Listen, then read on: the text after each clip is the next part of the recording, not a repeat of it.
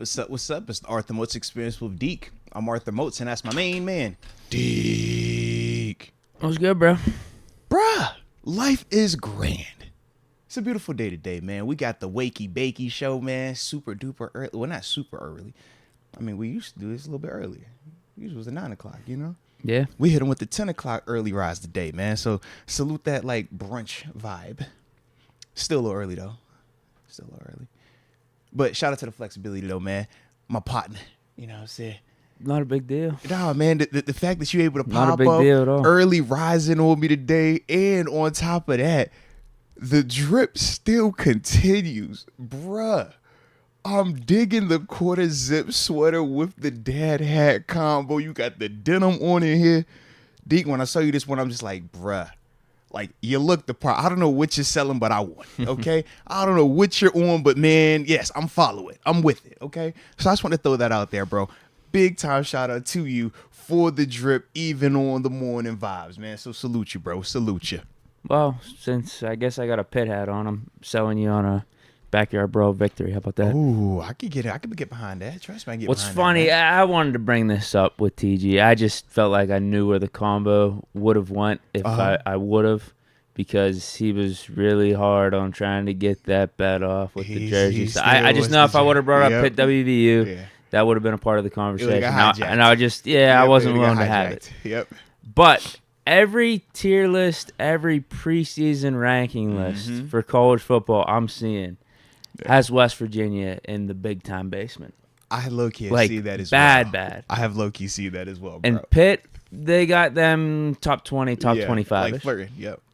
Whereas I think West Virginia was projected to be last in the Big 12 by some Big 12 people. Yes.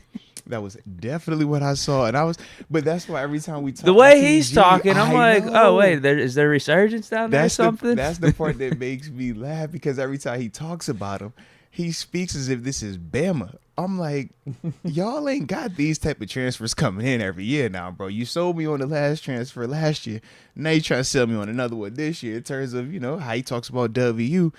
But I'm just like, I don't see it, because I don't see the attention. Yeah. But he's betting with his heart. Like I said, man, that's that. I'm an alumni. I done put this jersey on. I get it. I definitely get it, man. I do the same thing. I definitely do. Yep. But how was your weekend, though, man? Excellent. Very good. Yes, sir. Very good. Got to play some music. Okay. Are we sharing Crowd was the going deets? good. Can we share the deets? Not yet. But Not crowd, yet. Okay, crowd fair was enough. going very nicely. I mean, it was good. Yeah. I mean, I will probably share some details sooner rather than later. Okay. With this venture. But, no, that was good. I got to watch Air, and I watched like half of Moneyball. Fell asleep to it last night. Shout out to Air and Moneyball. Air was sick. Did you watch it yet? I did it's not. It's on Prime Video. I did not. I didn't even have to go to theaters. I went and looked up the Connor stuff, because everybody had told us on Thursday about the documentary. So I was like, let me go see where we at in the documentary. Oh. And low key, I'm like, see that? oh, we on. So you watched the whole thing? No, I literally just kept watching our part over and Episode over, 4. Yeah, Okay. I'm a bad person. I said I'm gonna go back and like actually watch it but it was a crazy weekend, like crazy busy. So I wanted to make sure that I at least got a chance to see that, and seeing us multiple times, like I was like, dang, bro, it really touched my heart, man. Really touched my heart. But go back to you, man. I'll get back to me in a little bit. Go back to you. Air was incredible. Yeah. They don't even show Jordan in the whole video, or the whole movie. They don't show him at all. They just show like the back of his head. They don't show him at all. Actually, one of the main characters was his mom. Yeah. That is it's Sonny Vaccaro. They got Phil Knight in there. That was Ben Affleck. Sonny Vaccaro was Matt Damon. Okay. They also had what was the dude from The Change Up? He's in a lot of those type of movies. Jason Bateman. Okay, yeah. Shout out to Bateman. He's in that. And then Jordan's mom. She's the one that really negotiated the whole deal. That's what I heard. Yeah. And was the trailblazer for player incentives on percentage points versus like on the actual shoes. Money. Yeah, absolutely, man. No, it was awesome. That was a really good one. The Moneyball, I don't know why. I just really never saw it up to this point. I think you see parts of it on whenever it's on TNT or TBS, but I was just on that kick last night. I finished Air. It was probably like 2 a.m. I couldn't sleep. My whole sleep schedule was jacked up yesterday because I woke up pretty much around like 3 or 4 p.m. I told you, played music. It's rough. just everything got Yeah. shifted. So I was still Gotta up at do like that. 2 a.m. Yeah. I was in the sports movie vibe, and I knew Moneyball was a good movie, even though Yeah. I really hadn't seen the whole thing. I was like, let me see what this is It's a about. cool concept, man. It is. You know? Absolutely, bro. Yeah, I like that, man. Yeah, I still haven't had a chance to check out Air, but I'm thinking next weekend. It's Memorial Weekend. It's on Prime Video. I believe I actually have a chill weekend next weekend. So I should be able to check it out there. This weekend it was absolutely chaotic, but it was fun. Let's see. Like I said, Lil Man had 4 games this past week, played Thursday, Friday, and Saturday. That was a lot of fun. Then Saturday night was down at Akashore. Shazier had his big foundation dinner. So that was a lot of fun too, man. Running into all the who's, all these big timers around here, man. It was cool to see the big timers, man. Shout out to your boy KPA, man. I love what I'm seeing, bro. Love what I'm seeing. All right. Side handles himself. A lot of people still talk slick to him, bro. It's crazy. To his face. What did they say? I can't, bro. If I heard another hands comment, really, bro, you ain't even like that comment. No way. I can't make this up, bro. By the time we got done tonight, I was on some energy, just like, and I could have been a little bit, influenced by some other things. But by the end of the night, I was over here like, oh, Kenny, hey man, fall, little bro. We're gonna show up. What's up? Like, that was the vibe, bro. You said that too? I swear, absolutely. All right, we're building rapport. No, the rapport's there. The rapport's definitely cool. there. The rapport's there because it was like, yo, because of the event, it wasn't just Steelers. It was Ohio State and Steelers. So you don't have all Steeler people here. You got some other people here.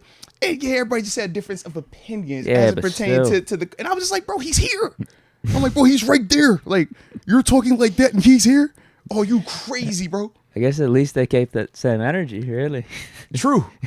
Because that's what we usually complain about, right? People aren't willing to say what they say on Twitter to people's face. It was to that day we like, hey, son.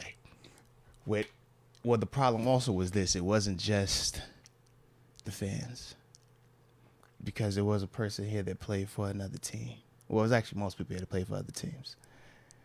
And the one guy was saying how the last time he was in this stadium, how he had won. And then it started just going from there and there and there. Kenny was like, well, wait, Kenny ain't playing that game. You know what I'm saying? It's different. Like, you ain't see him. You seen the other one. You ain't see that one. Yeah. Wait, what was going on here? Yeah. It was woofing like that, bro. What game are we talking about? It had to be at the beginning of the season. Count a couple of them teams, man. We lost a couple of them games, right? But it was one of them players from that game that was at You talking about NFL or college? NFL, bro. What we talking about? NFL. Yeah. So who was this? It wasn't just fan. Oh, now you want to know who it is. See? I just wanna know who this Nah, don't worry about it. But yeah, so that's what Ravens? I'm telling you. Is the Ravens guy? That's what I'm telling you. I was like, yo, the energy is getting a little hot in there. We was like, hey, it's all love, but you talking real crazy here. And a lot of the alumni, all I say is a lot of the alumni did pull up though. And I was happy to see that it wasn't just a couple of us rocking with Kenny. A lot of us was like, yo, bro, you wildin' in here, bro. Yeah, but it was good though. It was good. But I was like, yo, you is tripping, bro. You know who your quarterback is? Stop playing. Like, yeah, man. Mm-hmm. I'm trying to think of the team then. You're talking about it's a Patriots guy then. You know what I'm saying, man? It was just a vibe, bro. It had to have been a It Patriots was just guy. a vibe, bro. It was a vibe, bro. Because I don't think you'd say, you know who your quarterback is if you're talking about the Ravens. I don't think you say that if it's the Jets because now they have Rodgers. I'm just saying, bro. So you're talking about Mac Jones. Hey, all I'm saying is, man. Is it a Patriots guy? All I'm saying is, bro, I'm in that thing and I'm like, bro, I know I've prepped myself before I got to this event, but I ain't prepped that hard. You were here wilding. And yeah. I'm just like, bro, I can't wait. Oh, I can't wait. Let's get this season here, man. I need to see it, bro. I just want the season to start, man. So yeah, other than that though, it's been an electric weekend, bro. Life is good. Life is grand. Was there anything else that I'm forgetting? Oh, I had a daddy-daughter date yesterday, bro. Oh, nice. Did something wholesome, Little lady, she was like, my oldest, me and her, we do the little, like, put on the dress clothes and do, like, the real, like, father-daughter dance. Okay. But my middle one, she a little different. She was like, she ain't really with all that, So we changed it up, had a little fun, a little pottery and stuff, a little shopping. Got my little T-shirt on because what I got yesterday. Little anime vibe, I like my Dragon Ball Z. Shout out to my Vegeta people out there, all right? Pop some gear. Yeah, you know what I'm saying? Got a little dinner, have a little fun. But other than that, it was a great weekend. The weekend was electric, and now we're ready to roll, man. So, I do. I feel refreshed. Good. I feel good. Ready to go. And then we're coming up on a holiday weekend. Big facts. Holiday weekend. We actually got some football that's going to be taking place, too. I'm excited. So, with that being the case, let's go ahead and start the show the way that we always do. Go ahead and drop in the comment section where you are tuning in from, and we give you those big boy shout outs to start today's show. And go ahead and hit that like button one time for the early risers, and don't forget to subscribe as well. Psycho not. Oh no, he's. I actually want to shout out Josiah Williams. Psycho Not was a line below, and I got my usernames mixed up here. Psycho Not, though, I will say what he said here. He said, missed the Haney versus Loma fight. Bro, you ain't missed nothing, man. It was a robbery, bro. Haney got beat. Like, period.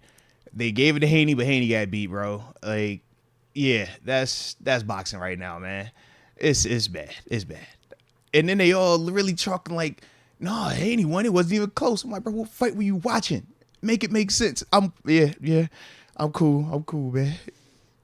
The sabotage was in, bro. Was it? The sabotage was in, bro. They gave it to the young prospect. He's not the young prospect, but it's better to promote this one. It's younger, it's going. But I'm like, bro, that thing got beat, bro. Clean. It was clear. It was clear it got beat, bro. It was clear. I'm not a fan of it, man. I ain't a fan of it. Let me go to Josiah Williams. He said, 540, stand up. Let's go. Shout out to the 540, man. Let's get it. Zenon Bowie, 303, Denver, Colorado. Yeah, shout out to Denver, man. Absolutely. I guess it is shout out to Denver. Now that I think about it, right? Shout out to Denver. Denver doing their thing, man. I can't even hate on them. Drew Miller. Yeah. A lot of Jamal Murray, huh? Bro, but Jamal Murray's a dope player, man. That's my other thing. I'm like, yo, salute Jamal. It's always just crazy. He feels like a playoff type of guy. I just hate the fact that people find did that in the bubble. No. Why do people find themselves versus the Lakers? That's my only problem. I'm like, yo, you ain't find yourself all that series. All that series could have catch a cold. Now you get to this series and you want to be dropping 30 in the first half. I'm just like, this is what we get. I get it. Like, we joke about it every year, but this is the truth, bro. As you see, I said 30 in the first half, bro. That's what we are in the first half. I'm at shades of it. Like, bro, I can't even really enjoy myself as I'm watching this stupidity go on right here. But shout out to Jamal Murray, because I'm a fan of Jamal Murray. Like, that's the other part. I like Jamal. He's nice. But it's like, bro, you all doing this the whole time, but now you can't miss. Now you missed unstoppable. Now you missed. I've been to a lot of people in the league. Oh, okay. I got you now. Yeah. We got Robert Fike from the 540 in Virginia. Mm-hmm. OG McKeesport, man. Shout out to McKeesport, but also shout out to the 540, man. Everybody know what time it is down there, man. Major love. Psycho Not, he made that boxing comment. Was it a boxing? It was a boxing match. Yeah, boxing match. Yep. He said he's tuning in from the 754, Hollywood, Florida. Shout out to Hollywood, Florida. Okay. I like that. Be more Steeler Graham. 410 Baltimore in the building. We got to sweep them Ratbirds this season. Mm-hmm. Pittsburgh Toddy 86 says too early in the 520 Tucson. Well, usually it's 6 a.m. out there. So the fact that we got you into 7 a.m., I think that's a step in the right direction, you know? Speaking from personal experiences, we were doing them 6 a.m.s out there. We know that feeling. I can attest to it, man. So I do feel your pain, all right? But we appreciate you being here with us this morning from the heart. FHG Wood from the airport, heading to the A from India. Shout out to the A. People are making moves out here. Safe travels from India, too. How long is that flight, bro? That seems like it's going to be a little bit of a journey. Probably dead. William Cecil coming from the 447, Lebanon, Missouri. Never let the judges decide the outcome is what my coach always said. Yes, I do understand that. But at the same time, are we not professionals? At the same time, it's like, do we not all got eyes? We all watching the same fight. How is it that everybody can feel this strongly, but these judges could like act as if they watched a completely different fight? That's always my big issue. Like, I get the whole you got to knock the champ out to be the champ and all this other stuff, but it's like, man, if a dude is clearly better than this guy or is beating this guy for the fight, and it's clear like it was in my eyes, man, I don't know. But yeah, you look at them cards, them cards don't even reflect that. Them cards make it seem like the other dude was just trash and wasn't even out there in the fight. So yeah. Big Noriega says one judge was way off. I had it a draw. I feel like the draw people, are the ones that really love Haney, and I can feel that because I too am a Haney fan. But it's like you talk yourself into the draw. You like, nah, I ain't gonna say he lost. I say it's a draw. You catch my drift? You very rarely watch a fight and be like, oh yeah, it was just a draw. No. Either my guy won or my guy lost. When you don't want to say you got lost, you'll settle on the draw. And that's where people have pivoted to. Not saying that he has, but a lot of people have pivoted to it should have been at least a draw. You could at least call it a draw. It's like, no, bro, he won the fight. Loma beat him. Like, why does he have to just settle for a draw because he ain't knock him out? Like, Big Noriega says, I hate Haney. Rod Dollars had it as a draw as well. Like I said, I could definitely understand why a person would say that. Like I said, I definitely could understand it. I just don't agree with it. That's all. FHG Wood, the guy coming in from India, says 18 hours from New Delhi to New Jersey, then 2 to the A. Wow. Dude, let's go. Well, we're going to try to give you 2.5 of the best content that you can get. And yeah, the rest you just got to go to the archives. But we do got a ton of catalog, out there. All the new content, man. So tap into that. I did just drop a new video this morning. Me and my little daughter on a date. So watch that too if you need some time. All right. But that's only going to kill about 5 minutes. So other than that, Deke got content. I got content. Steelers got content. 18 hours a long time though, baby. All right. So yeah.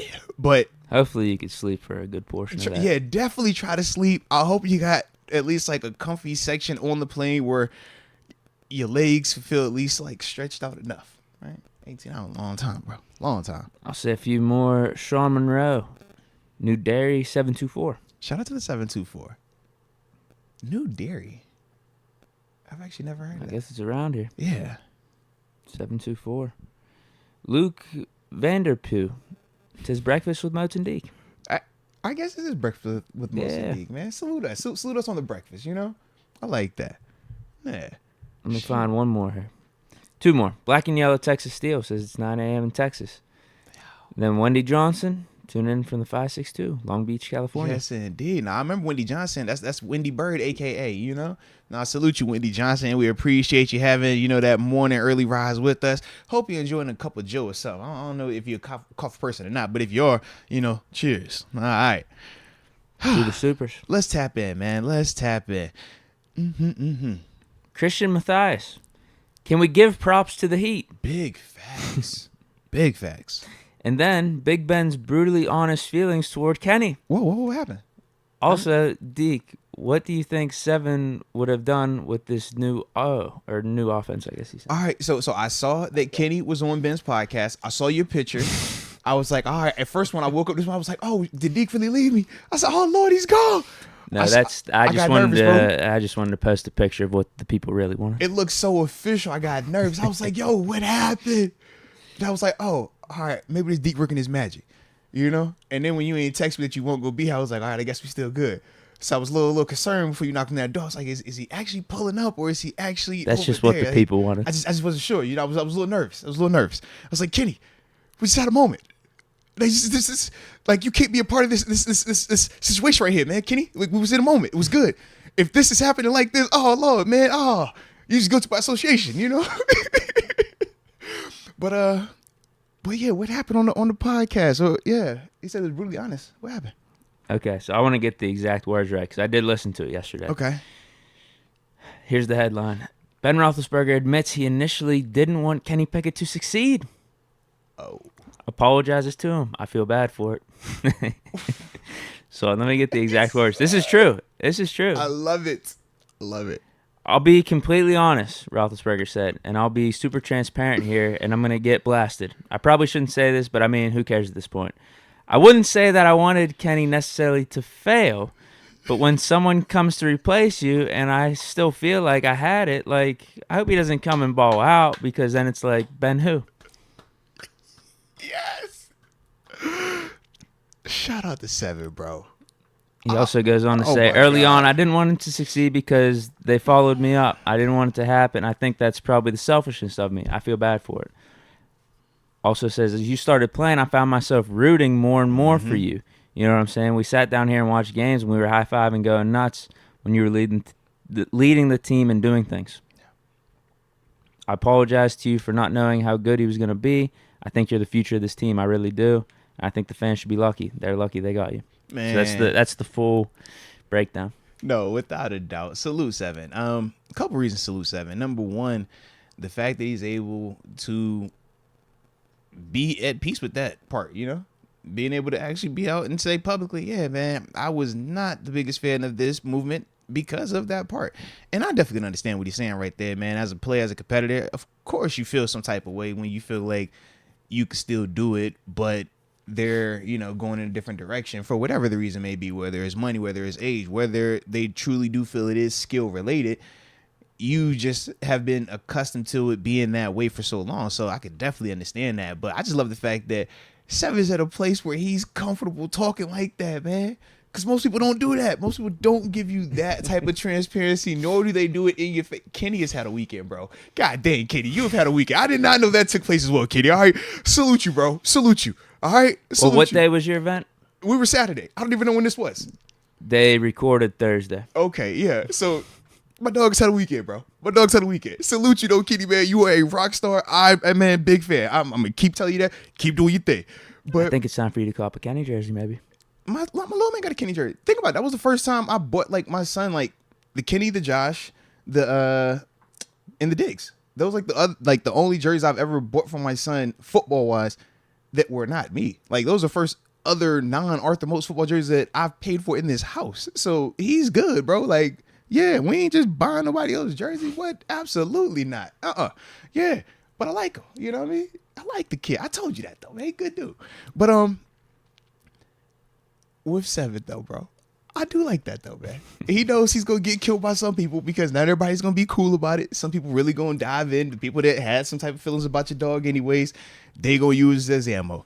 But to me, man, right. I love it for him, man. I think that as a dude that's been retired now a lot longer than Seven, I understand that phase that he was in. I understand the phase that he's in right now. And that's just a dope spot to see, man. Because not everybody gets there. Not everybody gets to that phase where they're able to be at peace with, I'm no longer out there. The team has made their move. Now let me root for these young guys and not make it personal. Don't make it a us versus them. Like, how can we support them? Not everybody can get to there, man. Like, it's tough because, like you said, you feel that hurt. Like, it's like seeing the ex, but you ain't win. She won. You be like, bro, hold on now, man. You don't remember me? Like, hey, you know? So it's like always that kind of like feeling with it. But once you're able to get past that and it's just back to like, all right, bro, like we did this. They're standing on our shoulders. Like, man, we want them to go even further.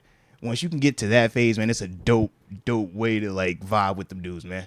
But it is definitely different though, bro, for a fact. Yeah, I mean, I was completely fine with it. You're just being honest. Yeah, like I love that though, bro. Love just being honest. Now, I don't agree with the sentiment. I was rooting for KP when he came in, and you know, Big Ben's my guy. Actually were. That's it's like that's I think it's different part. because he was the one like actually playing. Yeah. He was the one that the sabotage Yeah. actually happened against. Right. I'm just you know, third party on the outside looking in.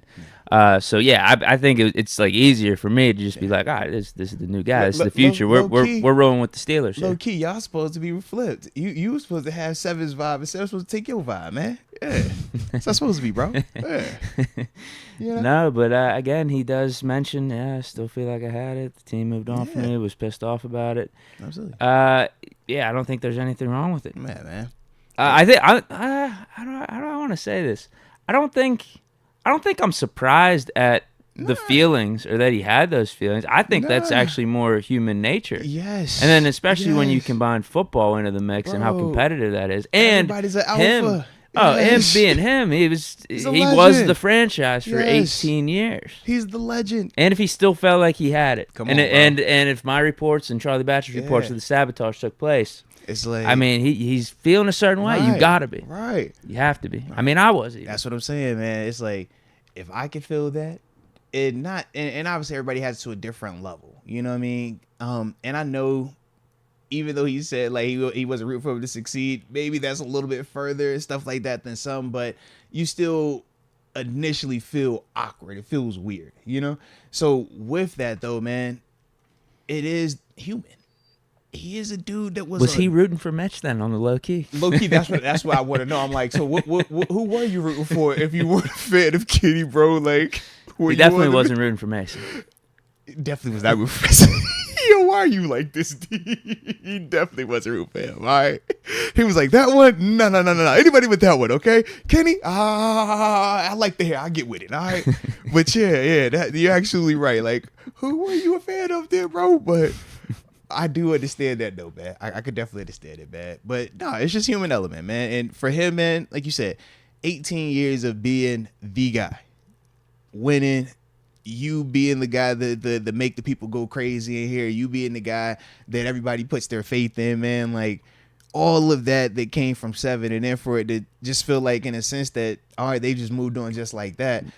But that's the NFL. It's just quarterbacks typically don't experience it as frequently, but that's the NFL for everybody else, and that's why we can speak and be like, hey man, I get what you're feeling, but a lot of that's a normal thing, man. Like, it's just that you didn't experience it for the 18. A lot of dudes experience this thing every 2 to 3 years. It's like, all right, they moving on, going to the next guy. Even if you have success, they're like, all right, it's just gone.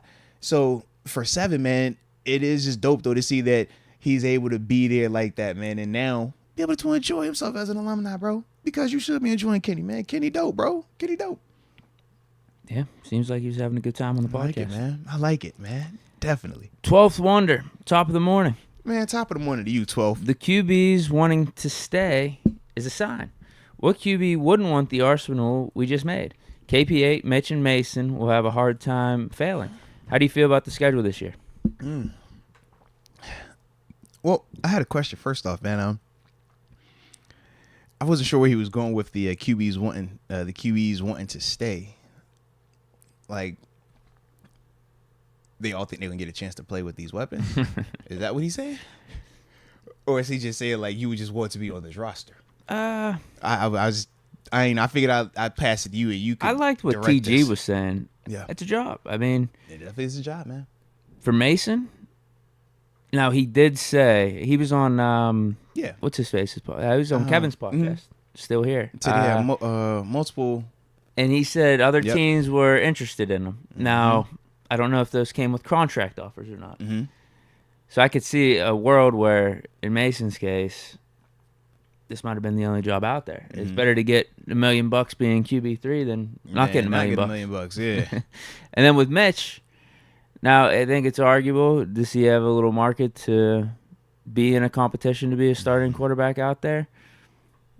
This offseason, I don't know. I can't say for sure, but this might be his best chance. And if the Steelers were really intent on bringing him back and he didn't want to be the guy to shake things up, I don't know if that market's getting any better as time goes on. So maybe he's thinking. Let's tap into that real quick. Yeah, man. maybe he's thinking like, okay, I like it here. I don't mind it. All the things that you brought up about him starting a family here too. Like, it's not the most easiest of things to uproot that. And you're telling me I could get around like $6-7 million over the next like 3 years, lock that up. I could be the insurance policy for Kenny, and who knows, in case of injury, what tape I can put out there with the weapons. I think it's more of that than maybe like the Steelers' weapons, but I do think it is a good scenario for them if it ever comes down to that, though, too. Yeah, I see it both ways as well, man. Because now that we do finally officially got the contract details, if you can you pull those up? I think I remember off the top of my head, but now that we have those details out for Mason, obviously he signed back for, I think it was the vet minimum, $1.07 for him. And then for Mitch, they added 2 years to his existing contract. So that's why it was phrased as a 3-year extension. I believe the total was up to like 19, I think they said. But the way that they essentially structured it is his first year of the deal is the guaranteed portion. He has $8 million fully guaranteed in this contract. He was supposed to get $8 million this final season of his original deal, but it was going to be in base salary. So what they did was the Omar Khan move. We're going to restructure it, turn that $8 million into a signing bonus. So he ended up getting, I think it was like 6.7 or 6.9 in signing bonus. And his base salary for the year is only like $1 million, I think like $1.1 million, $1.0 million. So that way it lowers his cap hit this year. And that's what everybody was talking about when they said that they extended him but lowered his number. That was ultimately why and how they were able to do that. But in terms of his deal, the money essentially stays the same this year. And then we get him almost like at a better rate as it gets longer into this into this contract. But with the money though, man, I see it a couple ways though, man. It does make sense if you're Mitch, you got the security. You got clean, good money right here as well. It's like, man, it's not a bad gig. Yeah. $6-7 million to be QB too. You know, it's not a bad gig. I like, just didn't know if he was at that stage yet, but apparently he is. Question was this: what are the outs? Yeah, we don't know yet because I haven't seen that yet. I was waiting to see. It's not up because if there's a year or two out, then I don't think it's him settling into the Charlie Batch role. I really think it's him saying, let me just sit one more year, see what this looks like, see what this opportunity totally is. I'm also comfortable with my situation for right now. Let me see what the quarterback market looks like a year from now. Quarterback class just came out. Those are supposed to be the big dogs, right? So now I'm going to get my chance next year. If you don't go Caleb Williams, where else are you going? And that could be his play. They got some other good ones, too. No, of Drake course they May. do. No, they do. But I'm just saying, like, in that vein, like, he might just feel like, man, I could have a better opportunity. So that could also be the play. But I just need to see what the out is. If it's you don't really have an out until the end of the, year 3 of this thing, then it's like, all right, maybe he really is on the Charlie Batch. But I do feel like if it's just this 1 year where it's money, and then after that all parties can walk away, then yeah, I don't think it's him just settling into that role. But it's gonna be interesting though, man, because I do like how the money is situated, I honestly bro. feel like he's better than 5 or 6 starters out there. You can make the case for it, man. Baker, You can. Tua. Is Baker really the starter yet? Well, whoever's the starter down in Tampa, I'll take him over either. Kyle Trask, I don't know. TG feels the same way with Kyle Trask, but oh god, stop! Please don't get him started on that. Oh lord. Kyler Murray.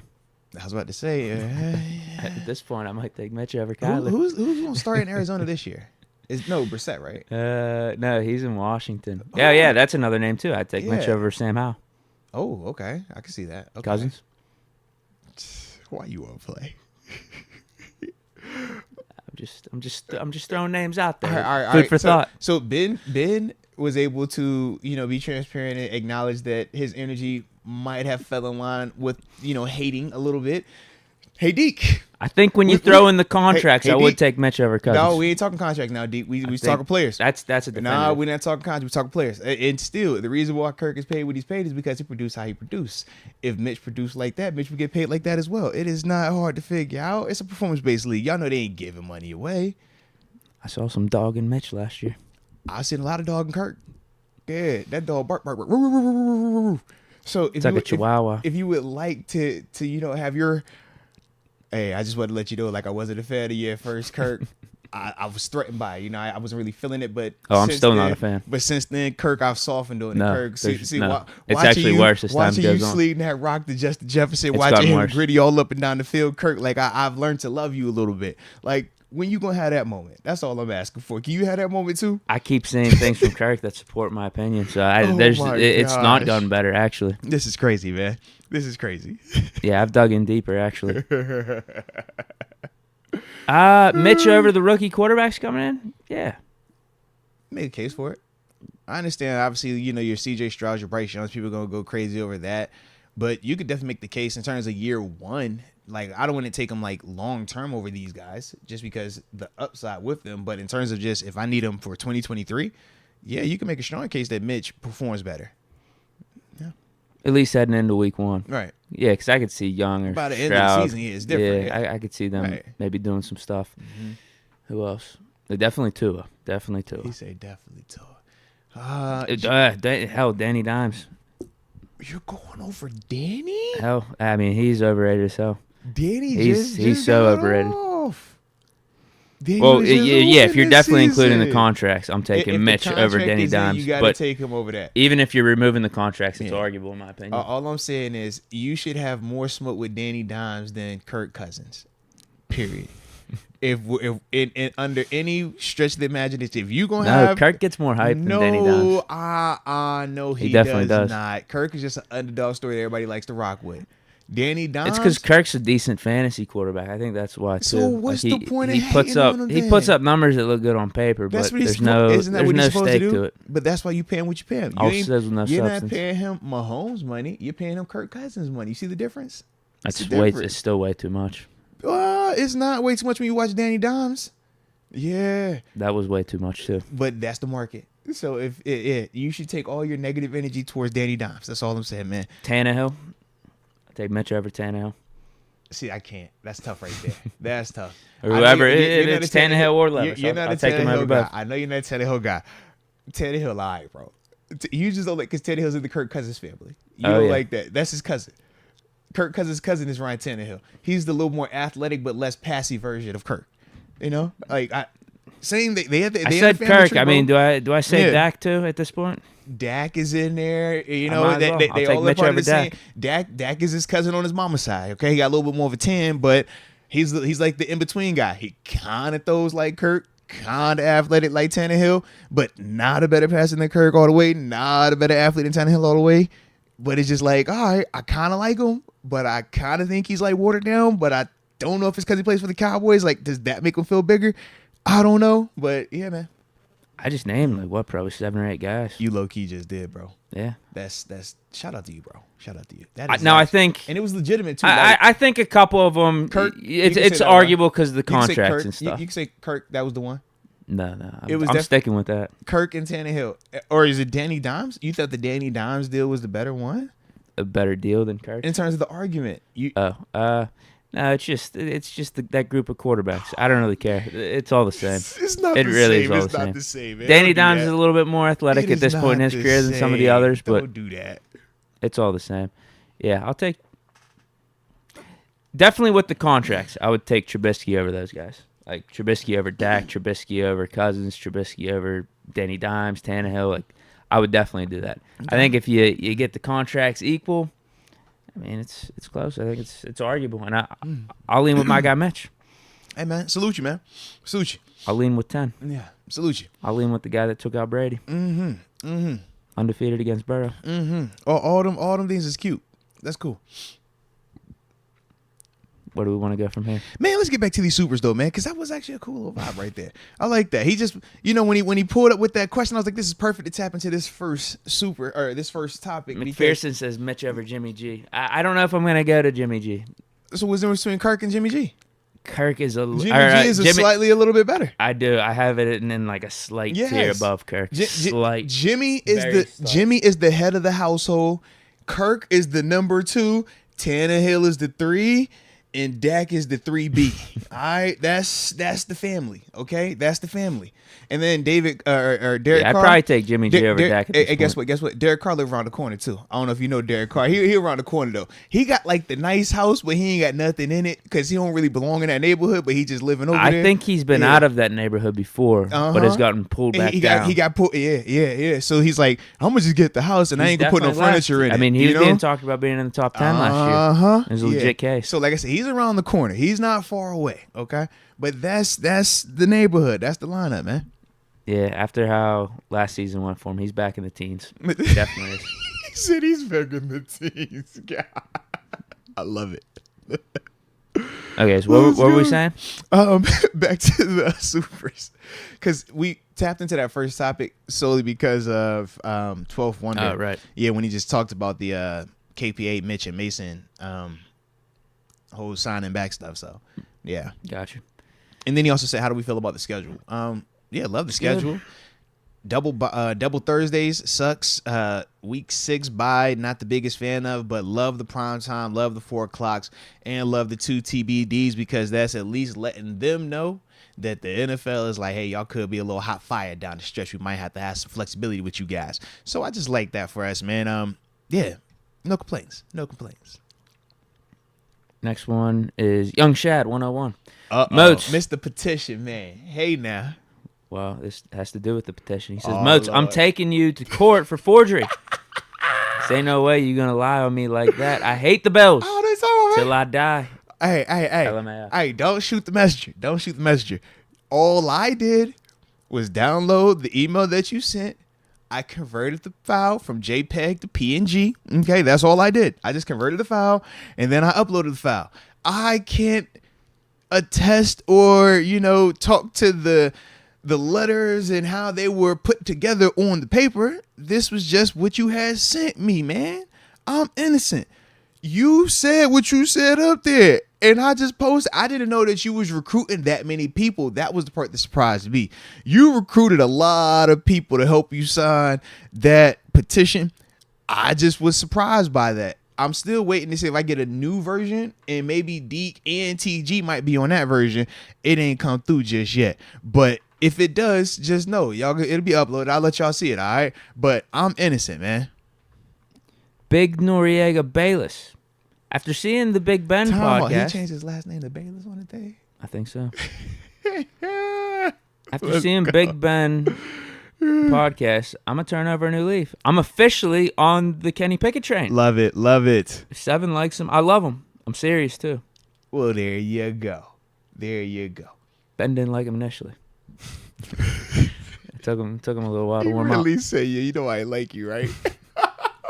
God, how awkward for Kenny. Kenny just sit there like, yo, you invited me on your podcast in your crib, drinking your nice beer, to tell me that you ain't like me, man. That you ain't want me to see. Oh, Lord, dang, man, where we going with this thing? But no, salute that, though. I will say this. That's dope, that was like towards the end. It was like one of the fan questions. Okay, so it's not like Ben came in with that energy. Gotcha. I got to get this off my chest. Okay. That's I can't good wait to context. tell you that I was rooting against you, but then you turned me over. I was like, yo, did we just start with the heat like that? Did he come out the gate? Hey, ladies and gentlemen, we got the starting quarterback of the Steelers. You know I ain't like you, right? Like, whoa, wait, hey, man, let's can we ease on into this thing before we get to the heavy lifting? Yeah. Shout out though. Ryan McPherson says mega cap on Noriega. He doesn't think Noriega's being honest right there. He's not believing him. No, man, we gotta believe in big Noriega Bayless, man. Why not, right? Why not? If he says he's turned over a new leaf, we will let his actions be the guide. We'll let his actions be the guide. But I'm gonna leave a light on for you, okay? I'm all for it. Because I'm still holding out hope that one day Deke will realize that Kirk is not his enemy and Kirk is actually his friend. Oh, I got nothing against him personally. Yeah. I think he's actually a pretty funny guy. Good self-awareness. Nah, man. Then why you don't root for him then? I just don't think he's a good quarterback. See, that right there is where the hateration starts. The adjectives can move all over the place. Because he's all right. He's like when average. You say he's not a good quarterback, I'm like, what? He's not the quarterback I want. Define good. Well, he's not the quarterback I want. That's the best way to say it. If you would have said he's the worst type of quarterback for your franchise to have. See, that's a stretch. If that's the case, why would teams pay him? They made mistakes. They ain't make mistakes with Mason. They need to watch Moneyball, actually. They make mistakes with these other guys. They need to watch Moneyball. They need to start allocating their money better. They ain't make no mistakes with these other guys. But they did multiple teams, multiple times, and made mistakes with Kirk. I just can't buy it. Kirk is a good quarterback. He's not great, but he's good. He's good. Respect the goodness. Yeah. Hold on. There was another comment here I want to read. Actually, not a comment. Actually, I think Rod Dulles has a cousin in here, or a brother or something. What? We got Rich Dulles. What? Rich? Dulles. Let's go. Got Rich here, Rod. Pull it up. Is Rod in the building there?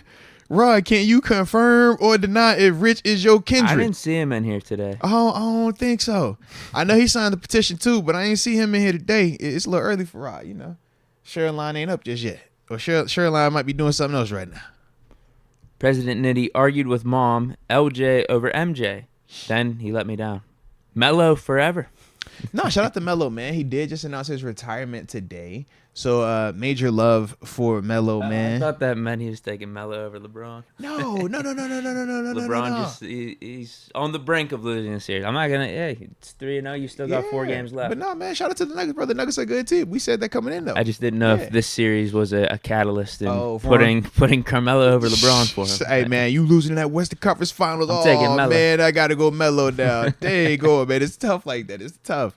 But salute Melo though, man. He did announce his retirement officially. I think it was like right before we started the live, man. So man, shout out to Melo. I was a big fan. Never was a bigger fan of him than I was Bron, and obviously because of you talk about 7 and how other quarterbacks were compared to 7 during that time and who they would Phillip is better or Eli Manning is better. As a Bron fan, we would hear about Melo all the time. Well, and shout out to Melo though, man. Melo, being from Baltimore, heard about him. Then obviously, him winning the Natty his freshman year at Syracuse. I remember watching that game like, bro, he's tough. Then him going to Denver, I obviously had my Melo jersey. Shoot, I used to love to have. I had my cornrows just like him because I had Melo with Rocket. You know what I mean? So it was always a vibe. But him and Iverson. Yeah, those were my dudes, man. But Bron, like, it was always, you'd always hear Melo's just he better than Bron. So it was always like a weird vibe. Like I could never really love Melo and Kobe the way that I wish I could have, because of how people would talk about them in contrast to LeBron. And I was always like, man, why'd y'all have to do that? Because I actually like these people a lot.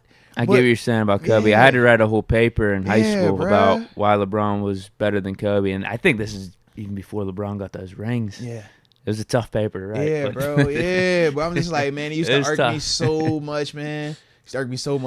Yeah. But Melo was one of them dudes for me, though, man. But nah, salute Melo, though, man, because like I said, man, that dude, you talking about in terms of like just basketball, his history, story, his accolades, man. Yeah, unmatched, man. So salute him, man. And looking back, that was a bad take at the time for me, I think. At the time, I don't think LeBron had rings yet. At the time, it was tough, yeah, because Kobe was up. Oh, Kobe had the rings. That was the big thing, man. Especially after the Kobe Shaq, when they went for the three, it's like, oh, God. Yeah, man. You know what? I wrote that paper my senior year, and then summer of senior year, that's when LeBron lost against the Mavericks. So I wrote that paper before that. Tough. But then it got great. Then it got hot. Once it got hot, it got hot. Yeah. We had us a run. Once it got hot, it got hot. But it started, I was like, oh, God. Like, yeah, I got LeBron number 2. Yeah. Like I think he's definitive number 2. He's above any of those guys. Kobe, salute, Magic, man. Bird. Salute. Nah, man, both of them dudes, man. Y'all already know, man. I love Bron and Jordan. Like, love them. Like, cause I'm a '90s or '80s baby. Excuse me. I was born in '88, but technically I grew up in the '90s, so I got to see both. So yeah, it's tough. Like, yeah, I remember seeing the crossover. I remember seeing that. I remember him and Reggie Miller going. I see that. You know what I'm saying? Like, you know what I do see as a kid, man? You'd be like, yo, who is that man? I love him. And then Bron came in for life. So. Fish Momentum, good morning, guys. Hashtag Planet Fitness. Yeah, Fish Momentum got a new job. Word? Let's go, because he was at GNC, man. Yeah, he said Planet Fitness was an upgrade for him. Salute, man. Salute. Nah, man, I rock with Planet Fitness, actually, man. I remember when they opened up a couple of them locally in Pittsburgh. It was just good to see, Planet Fitness is popping back on the scene, man, getting their situation where they needed to be, man. But love the fact that you tapped in with them, man, and, doing something positive, man, and monetizing your situation at the same day going time, man. So let's go. Corey Flores, just a simple hi. Well, Corey, hello there. What's happening? All love, baby. Yeah. Next, Tom Vikes, 41. Starting the day the good way with Moats and Deke. Shout out from Quebec, Canada. Shout out to Quebec. All love. Yeah, we got that Canadian money rolling in from him. All the Canadians. Canadians, French Canadians. Love the Canadians, man. Say, oh, Canada. It even says, like, look next to the money. It says CA. Oh, it is Canadian. You're right. It's coming in Canadian dollars. Man, salute the Canadian currency today, man. How about that? How about shout you out, man. Y'all know I love me little Canada now. Y'all know I love me little Canada. Shout out to Canada. Mike Hood. All the Bills talk. Not a hater, but question modes. Uh-huh. I understand they're the team that drafted you. Oh, Lord. Now you're trying to put me in a box. But don't you have a little angst that also the team that let you walk instead of giving the bag? Well, if I think of it that way, you got to think of it in the sense that the Steelers not only let me walk, but they passed up on me in the draft, too. At least they decided to draft me. You know what I'm saying? But then on the flip side, the Steelers gave me the bag. But then at the same time, it's like, just that stuff you got to deal with. So that's why I don't put the business into it. I just simply play the alumni card. And wherever I was at longer in years, I was at both places for 4 years. So I think I get to walk right down the middle. All right. I don't pull the Arizona card. I was only out there for 1 year. So I do hold true. Y'all see my consistency. You got to hide that one. Y'all see my consistency. Even though it is funny, my children, that's the one they always remember, though. I'm always like, yeah, man, we can go check out, the old spot over here. We go to where we played it down here. Oh, what about the Arizona spot? Like, hey, Dad, you want to go back to Arizona? Hey, we should go to a stadium. Talking to my daughter yesterday on a little date. Hey, babe. She's like, I want to go to North Carolina. I was telling her, like, yo, we used to have a house in North Carolina. And I was telling her the story. She's like, oh, I remember that. And I was like, you remember in Buffalo? She's like, we went back to Buffalo. And it's like, all right. I was pissed. She's like, what about Arizona? When we going back out there? I'm just like, Arizona? Like, huh? It's like, yeah, Dad, remember the Arizona with the desert? I'm like, yeah, I do remember Arizona. I didn't think y'all remember Arizona, all right? I thought Arizona was just like just happened. We just left it out there and just move on about our business, man. But, yeah, it's like that sometimes, man. And I'm guessing, too, from afar, this is me speculating. You could answer this for me. I'm nervous, though. I get nervous when you speculate, Deke. I feel like you separate the front office from the organization. Absolutely. Because there was a front office change yes. at the time you were up in Buffalo. Yes. And that's probably part of the reason why you didn't stay there. A big part of the reason. You think if the old regime would have stayed, would have re-signed you? You said what? The old regime, if they would have stayed, they would have re-signed you? I don't know. I feel like yes, but at the same time, because we weren't winning, it's just hard. Because you're like, when you don't win, man, at this level, you're always trying to figure out where can we turn over new pieces. So when we talk about spending money on a Mario Williams, $100 million deal for a defender at that time was unheard of. But that's the type of energy we want. We traded for Sean Merriman while he was injured. We brought him in the first practice in warm-ups, 5 minutes in, he get hurt. We like, bro, what we doing? Love Sean, that's my dude. He came back later on that next year and, said it was all fun.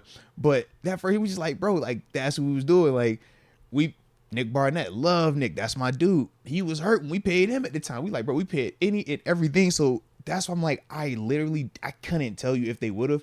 Because we was just in one of them phases where we traded Trent Edwards, who was our starting quarterback, supposed to be the franchise guy, 3 weeks into this. 3 weeks into the season for him, and then turned around and trade Marshawn in week 5.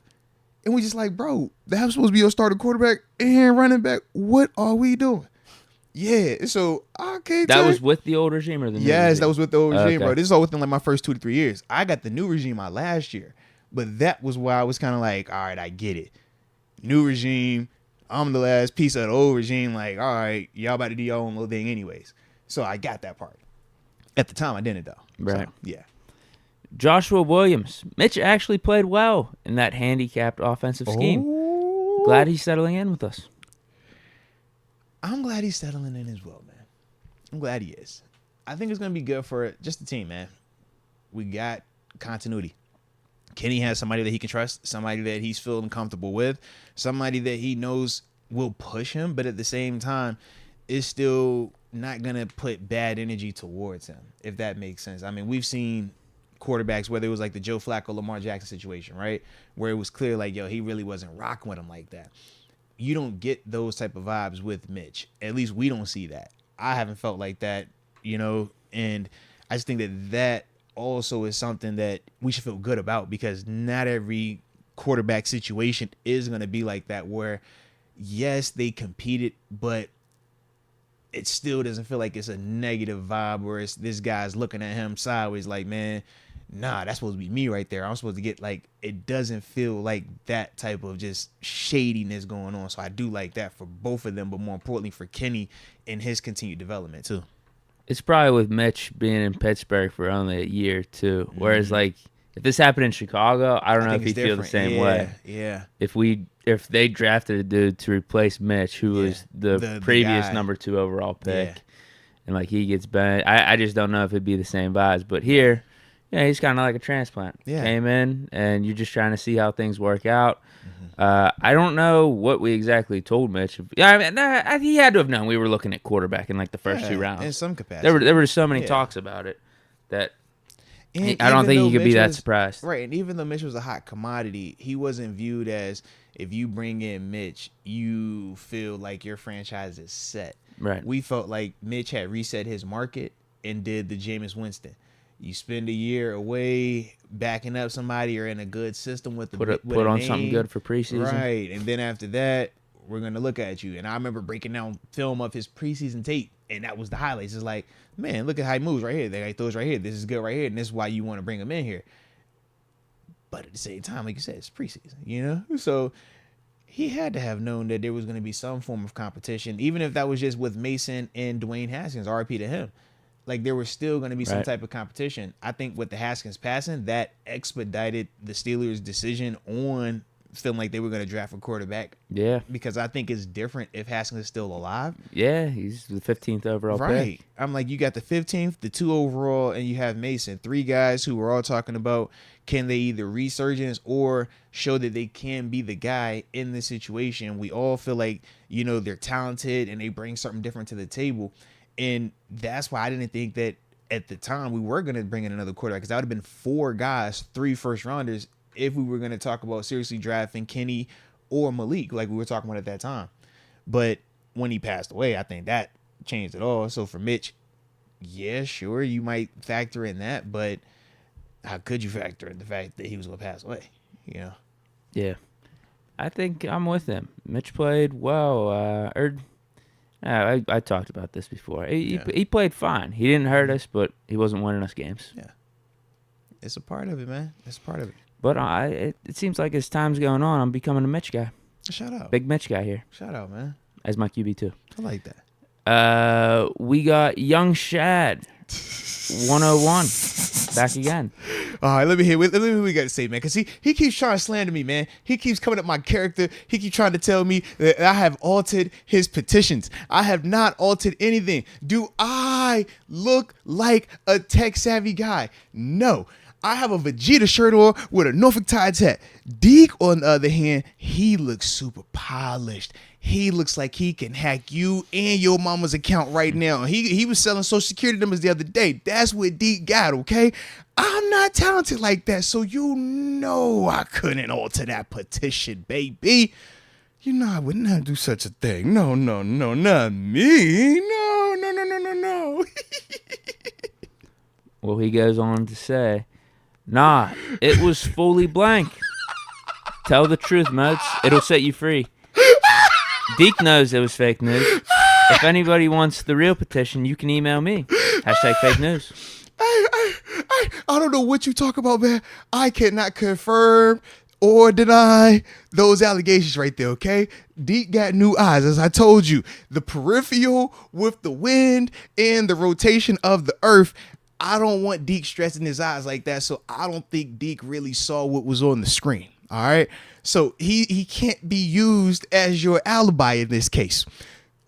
It's just between me and you, okay? It's me and you. All right, and you ain't got no proof. So all I know is I'm innocent.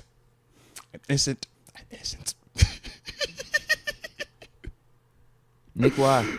May 22nd. I'm 35 today. Where's my 88 babies at? Shout out to the 88ers, man. Nah, but happy birthday to you, though, man. May 22nd, man. Dope day for you, man. And the fact that you tuning in with us, man, for the B-Day, starting your morning off right, man. Major salute to you. But yeah, 88's over here, man. So major love, man. Love them 35s, bro. It's a dope year, man. It's a dope year. I'm getting there. It's dope year. Joe Gerbis, love y'all, but Braun over Kobe is a trash take. Where's AJ at? Lord. Hey, man, but everybody has their opinion. Not now. I think it might have been back then. It was premature. I think it definitely was. I call back it then, foreshadowing. Looking back. It was just foreshadowing. I was young, though. I was in high school. No, you were ahead of the curve. It was foreshadowing. It's all good. It was foreshadowing, bro. We go, man. Yeah, we ain't doing this today. I'm just leave it alone. I love Braun, though. Respect Kobe, though. Yeah, I know. Major love Kobe. And he got his new shoes coming out, too, man. Yeah. Oh, yeah? What are they retroing? Are they retro or are these new? No. They're doing it's the proto, I think of the 4s are the ones they're coming out with, but it's like a collab for his daughter. So it has like the GG with like the plaid on the back, and then those I think just dropped, and then he has another pair of like all white 8s. I believe those are the other ones. Any of these? So those are the ones right there, and then he has another pair of like all white ones that are gonna be coming out as well. Okay. Yeah. Nice. No, but salute to Kobe though, man. Salute him though, man. Yeah. R.I.P. All right, that's it for the Supers right now. All righty. Well, let's tap into our second topic of the day, which is the fact that we got OTAs Phase 3 starting this week, man. Actually, it starts, today's Monday, it starts tomorrow. I love you tomorrow. But OTAs Phase 3, man, why is it dope? Because we actually get the full band back together playing football again. We've obviously reacted to the rookie minicamp that took place 2 weeks ago. some of the reports that were coming out of there. Obviously, a couple of players that we ended up signing out of that rookie mini camp. I mean, we're definitely excited about them because of that. But that was where it all started at, you know? And now we're going to get a chance to see some of those younger rookies, some of the undrafted guys that we brought in, as well as some of our free agent guys actually on the field starting tomorrow practicing. And we're going to get a chance to start hearing some of these storylines, man. Number one, who had the body transformation? We always hear those storylines. I remember last year was when we talked about Najee. You know, that was the big noticeable thing. Him coming in, we're like, bro, this dude like the Terminator in here. And that was the talk of OTAs. I think of when we first got a chance to see Mitch. It was like, man, watching him sling that rock a little bit, watching Kenny, watching how Mason was operating at times. You know, so those are some of the things that we're going to start being able to get. Are you going to be down there? Not this year. No. I'm actually kind of happy. Okay. Because I wanted to chill. But, yeah, my co-host on my Steelers Radio show, he just had his little baby, man. Had his baby number 2, man, over the weekend. So shout out to my dog, Wes. But he's taking a little maternity leave. So I'm not going to be pulling up doing no solo down there. No. So I'm not. But I'm going to pull up for like 1 or 2 of the practices just to like still watch it, get eyes on them and stuff like that. But I'm not going to be down there every day. Nah, I'm actually going to take the universe and give me a bone. You need a co-scout or something? You need an assistant scout with you? He said, yo. I'll let you know what's going on. If you need somebody down there, you know I got you, bro. You know I got you. You know what I'm saying? So I figured I was like, you know, I'm going to take this time to actually catch up on some rest, man. Catch up on some rest and some family time, man. But, yeah, that's going to be my vibe. But, yeah, man, that does start this week, man. So I'm excited, though, because we get some information, man. And this is what we're all for, man. I want to know what these dudes is looking like. We're gonna have some eyes over there. Just know, we got some eyes. You have sources. We bought. Listen, we tried to get something plugged into where it's like in the meeting room. You dig what I'm saying? Like we got some stuff working over here. All right, we got some. Mic set up. You know what do we got? We try to work some stuff right now. We ain't say that down. Throwing some stuffed animals in these rooms. Hey, like just wear this wire real quick. All right, wear this wire. All right. And just come back and report to me, okay? We're going to meet in the Giant Eagle parking lot on 21st Street, all right? In the back by the dumpster.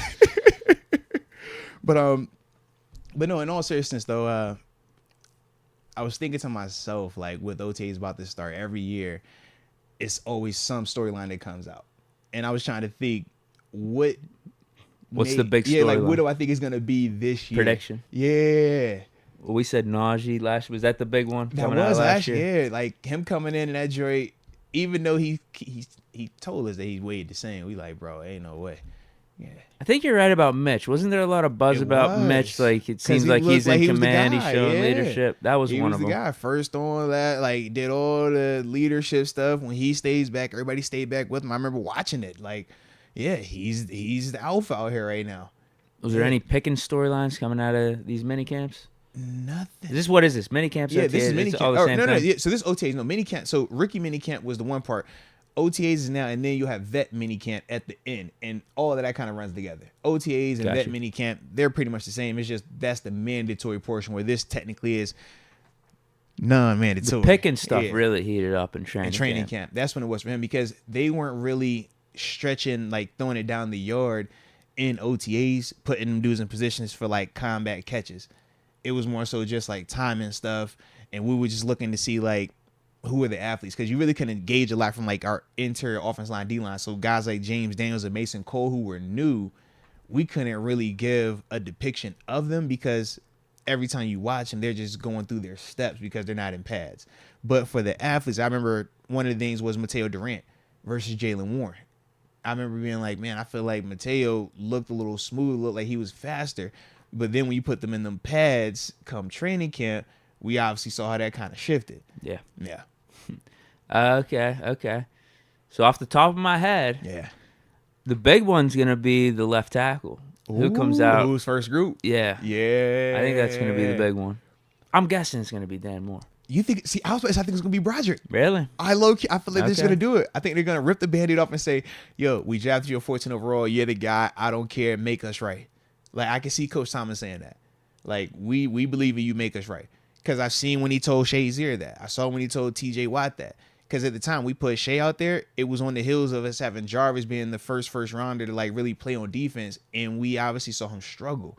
And people felt some type of way, not just publicly, but in the organization. It was like, yo, we don't do this in a Dick LeBeau defense. Y'all kind of made him, have to put this dude out there. But then you see Shea come in, and Shea is like, all right, I got the same task essentially with, this dude coming on the heels of him not succeeding. But, he was able to take it and really. They did that for OTAs? Yeah. Okay. That was like the first day. It was like day one. You're out there with Lauderdale. Like, whoa. Like, bro. Yeah. That was like a thing. And then the same with TJ. When TJ pulled up, he was like, oh. And Broderick's the highest pick. First group. Right. And he's the guy we traded up for. Yeah. So I'm like, if they did that with them dudes, I don't see them even like. And TJ was replacing Harrison. Exactly. This is Dan Moore. Yeah. Who was Shazier coming in over? Vince, because Vince was the starter at the end of his rookie year. So that's almost like a Dan Moore scenario, right, kind of. Because it was Vince, because Sean Spence was hurt at the time, and he had blew his knee out the year prior, so he was still on like the rehab circuit. And then TG was just special teams, but he was the tryout guy that kind of had the underdog and signed story that first year, so you weren't gonna bet your house on him going into 14. Yeah. Yep. You might be right then. Yeah, man. You might be right. Out there, we was like, okay, all right, like that's what we doing. That's got to be the biggest one. Am I wrong? I think you might be on it, bro. I look at that because there's definitely gonna be some with Pickett. Like, I see the new command of the offense. Oh yeah, so you're gonna get all that, and we're gonna eat it up. I feel like that's a gimme. Do we see anything on the back end? Defense? Yeah. I was trying to think. JPJ. Yeah. I mean, Keanu Benton, maybe. Because I heard. Does he get some starters minutes here? Because I think of how they talked about Corey Trice, right? And how he kind of got some buzz coming out of rookie minicamp. I wonder who gets that first. We're going to hype this rookie up first go around in OTAs. When they watch a guy matched up versus one of our receivers. It's like, oh, Corey Trice, man, this is the guy right now. He makes one stop on Pickens. Yeah. Like, who's going to be that guy? Yeah. Because it's going to be one of them. They're going to really just, like, sell us, like, bro, he locked him up. Yeah, I do feel like Trice is getting buzz, and I think it is kind of connected to JPJ. Mm-hmm. It is. Two rookie like corners, both big 10 corner. Like, yeah, both lanky, rangy, all that. And this guy, he had high value. He had high value as well. Right. People are trying to imagine those two as a tandem for years to come. I'll be interested with Keanu Benton, though. Keanu Benton. Will he get starters minutes? Right, not minutes, but I guess reps as nose tackle, specifically nose tackle. That's what I'm thinking about specifically as well, because we know DeMarvin Leal, Larry Ogunjobi, Cam, they're going to take the one. Actually, they'll be out there with the first group, but they're not going to take actual like reps like that, because you don't do that to them at this stage of the year. But Keanu, that nose spot, that is. I just don't think that's going to be a big story though. It won't be a big story. But he's big and he's on the defensive line. It'll be talked about though. It won't be the biggest story. Right. I think the Broderick Dan Moore is massive. I think they're going to talk with these corners, especially because the JPJ element. I think that's going to be talked about.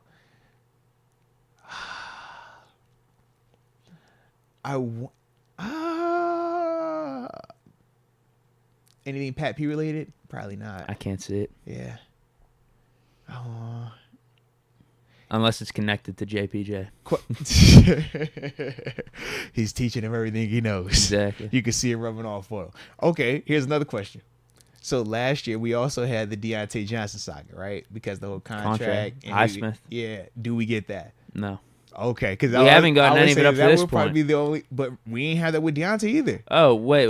You're saying Highsmith not showing up. Yeah. Because remember, Deontay would show up. He showed up to like, I think he would come to like once a week when I was out there. It would be like once a week, but he wouldn't like. Oh yeah, are these mandatory or voluntary? These are the voluntary ones. The mandatory ones are they start the second week of June. Because he showed up for those. Yeah, well, because mandatory, they'll fine you 30 grand a day otherwise. You know what I mean? So he pulled up to those, but for the OTA portion, he wasn't.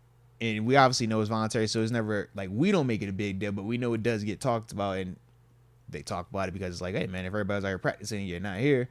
Why is that? You know, so that was the only other thing I could think of. I personally don't think he does it. You're right. That would be the biggest one. That if he didn't would show for up. a fact be the biggest but one. He's voluntary or not, that would be the biggest one. I wouldn't fault it because I understand like when you're doing contract negotiations, that's a part of the players exercising their leverage And at times you have to do that if you are in a situation where you don't feel like you're going to get compensated the way you want to. I don't think that's the case. Omar Khan was just talking again and spoke very highly of saying that he wants to get the deal done with Highsmith and stuff like that. So I don't think that's going to be an issue, but that would definitely be the headline. Holy smokes. When do we start really talking about that? If he doesn't pull up tomorrow, we'll talk about it. Well, I know that, but I guess I'm referring to training camp. Once you get to that second week of training camp. Because we haven't even talked about really his number like that. Whereas Deontay, that was at least a couple times a week. Because we know about the number. Because it was either he tweeted it or it got leaked out that he was looking for like the teens. Oh, yeah, the 20. yeah. And that's what it was. Once that info came out. Because it was after the Pro Bowl. Like, we knew at the Pro Bowl he wanted a new contract.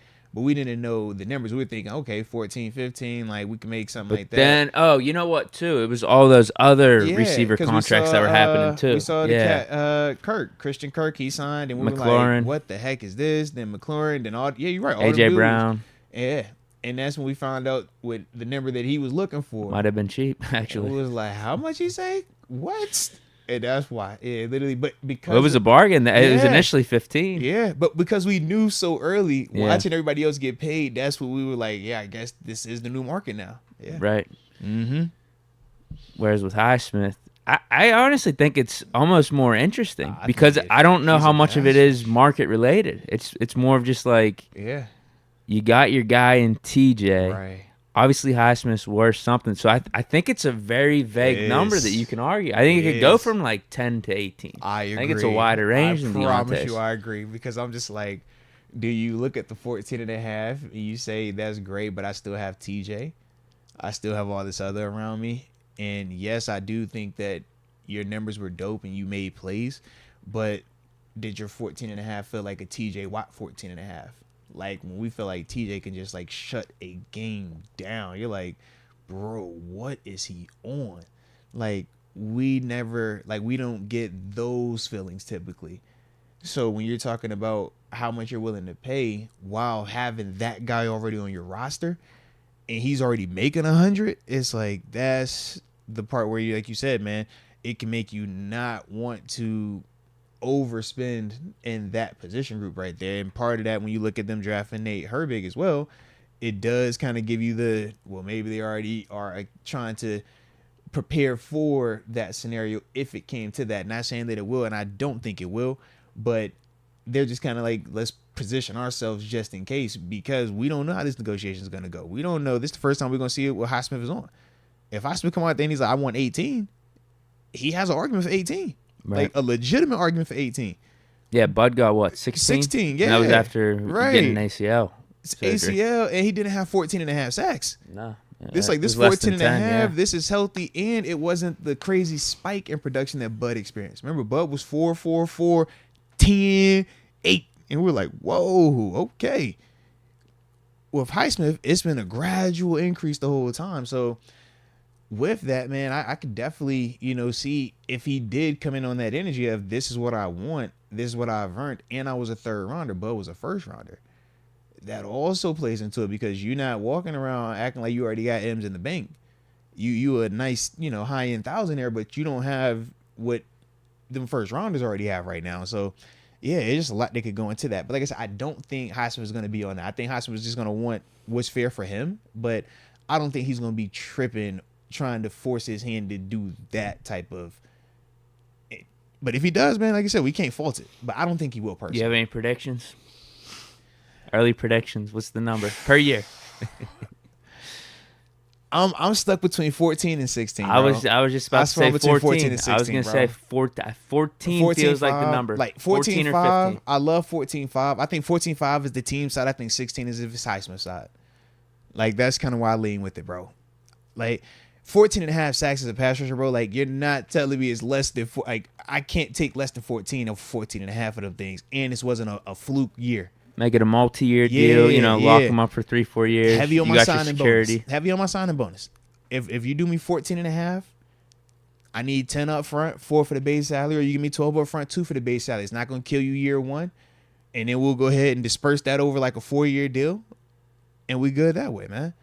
Yeah, like that's kind of how I look at it. But yeah, I would find it very hard to see him taking less than 14. Now, if he does, it's great for the team. Great for the team. And he might be like, man, I could take 10 a year and be awesome. And you absolutely can. I'm just saying, if you got a chance to maximize your market within the organization and you know you can get more off of that, man, yeah, you can never have enough, man. You can never have enough. Not in the negative sense, but just in the sense of like, this is too short of a career span, man. This is too violent of a game. You don't have a lot of opportunities to just, oh, I'll get it back later. I can leave this on. I'll get it back later, because you're one play away literally every time you're out there, man. Marine Misk says, I'd give him a 4-year with a nice upfront guarantee before we have to pay Pickett if he shows up. I respect that, man. And when you do heavy signing bonus, that allows you that type of flexibility. But that also, it's double-sided. You get the flexibility on the front end, but on the back end, that's when you start hearing about those cap hits, right? And the dead money associated. Okay, well, this guy's only getting $2 million base salary, or he's only getting $10 million base salary in year for this deal. We cut him, but yet, he's still gonna have $10 million counting against, or $7 million counting against. Like, yo, how does that happen? Even though we cut him, we're not paying him any base salary, because he already got that signing bonus paid out. That money that already comes in year one, or any of that guaranteed money that he gets in roster bonuses and stuff like that. When you're cutting or you're trying to move on a different direction, that's when those bills come back due. So it does work like a credit card like that. And that only becomes a negative if Kenny balls out. And then it doesn't become a negative. It becomes a great situation, because you trade pass rushers for franchise quarterbacks. Like, if it came to that of, well, shoot, we got to pay Kenny now. Hey, you're not tripping when it comes to that, man. You're going to do whatever it takes to do that, because now you have the guy. You don't need all these other pieces when you got the guy. You need all these other pieces when you don't got the guy. Yeah. Now, I don't know if you'd want to do. I'm sure you're going to say yeah, but should we ask the chat who they think their big storyline? What's their big storyline prediction man. Coming out of the OTAs? Ask the people. Well, that's my question. Drop your big storylines to look out for with these OTAs, or at least give a prediction of what do you think is going to be making the headlines. I would say my top one's the left tackle, because I don't think Highsmith is going to sit out. Yeah. So I think it's going to be a left tackle competition. I think 2 or 3, it's a gimme one. Pickett in command of this offense, really building chemistry with Allen Robinson coming in too. Him and Pickens seem to be on another level. Is there going to be anything with? Can you do anything with audibles at this point? Yeah, you can see some of it. Okay, so maybe some audible talk. It looks like Canada's giving Pickett some audible reins. You know how much 7 or audible something on us, man, and have Coach Butts pissed off in practice. Hey, dadgummit, hey, now y'all told us we weren't putting in all that defense stuff, dadgummit. Now 7 gonna be doing all this checking, dadgummit. I'm gonna put my real defense in here now. I'm tired of this, dadgummit, because 7 he gonna talk greasy to Butts. Hey, Butts, man, we ain't hearing none of that, man. Then we finna score on y'all right now. Hey, that's how the vibe was gonna be, man. So yeah. We be out that thing, check. We in this thing full game planning for OTA practice. Like, bro, what are we trying to do today, man? But yeah, so audibles can definitely happen to OTAs. Yeah. Ooh. Okay. If someone can decipher that from the sideline in terms of like a reporter, I think that would be the number one. C-Bash would have to be one of them dudes. Kenny Pickett was running with some audibles. Yeah. I think that would be, like, if you can throw the word audible in there, with Kenny Pickett, I think that'll end up being the top headline. All right. We do got some of these answers coming in here, man. Let's see. Isaiah Robinson says, should we trade Najee after this season? Yo! This is what we're getting out of OTAs. Is this TG's burner account? We need to know. I have questions, okay? Man, that would definitely be one of them. I can see that. Okay. Ooh, that's a good one. Other Jacob, I think Darnell will be a big story of this camp. Ooh, if he goes out there and catches 1 or 2 of them big ones across the middle of the field, we see him get the run, and it's like, oh. And you know how to play finishes where, as a defender, I'm watching, I'm like, he got tackled, Deke. But everybody else on social media is like, oh, he just scored an 80-yard touchdown at OTAs. And we're like, no, bro, stop that. It's going to be one of them. I can see that. I could definitely see that. Yep. Baby Bubba, emergence of Calvin Austin III. CA3. I like that. Is that his nickname, CA3? Is that what we calling him? CA3. I've seen a couple people put CA3 KPA in here. CA3. Yeah, that's CA3. Has he earned that? He ain't earned the nickname. That's like KG effect, man. We was calling the 50 trades. Like, now you just I Kendrick. feel like that is the inside track for his nickname. It is, though. CA3. CA3, yeah. it rolls. Can't really think of anything else. Definitely flows, man. C3. No, CA3 is it. It's good. It's the Carter. Big Keith says Demonte Casey. Huh. Shout out to KZ, man. 2 JPJ or 3 inside linebackers, Holcomb and Roberts. Maybe some of these are what people are most interested in, like personally, because I don't.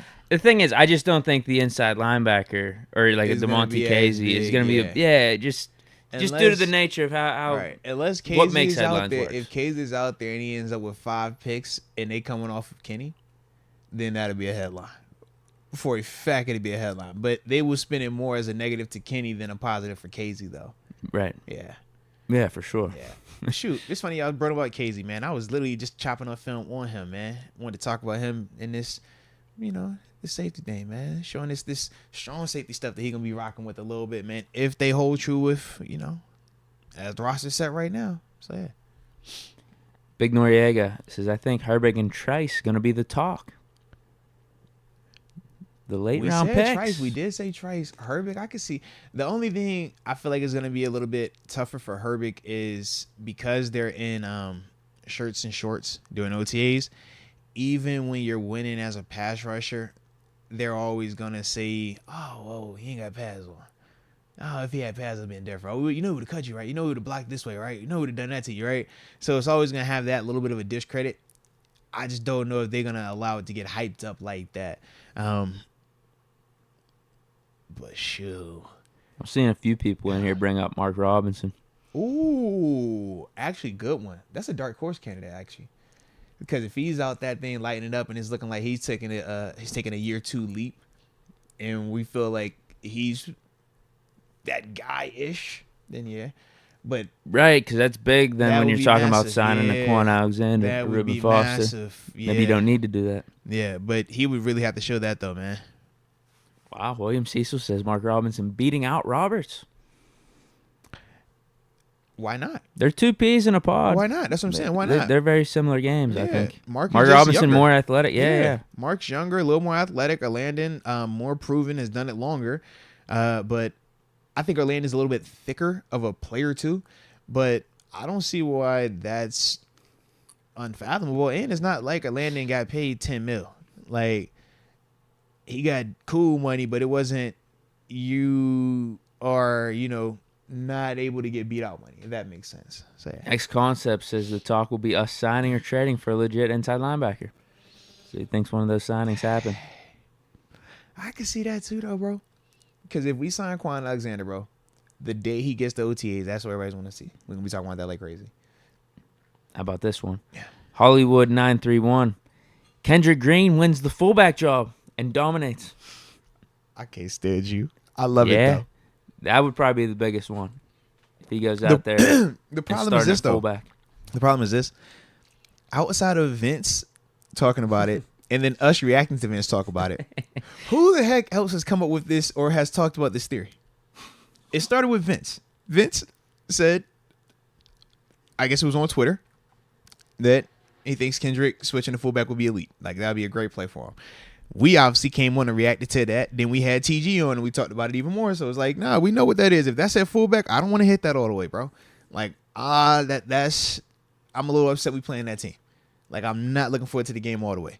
So, yeah, but we ain't heard any of these coaches. We ain't even heard Kendrick. I think, can we pull up? We're keeping it under wraps. Is he active on IG?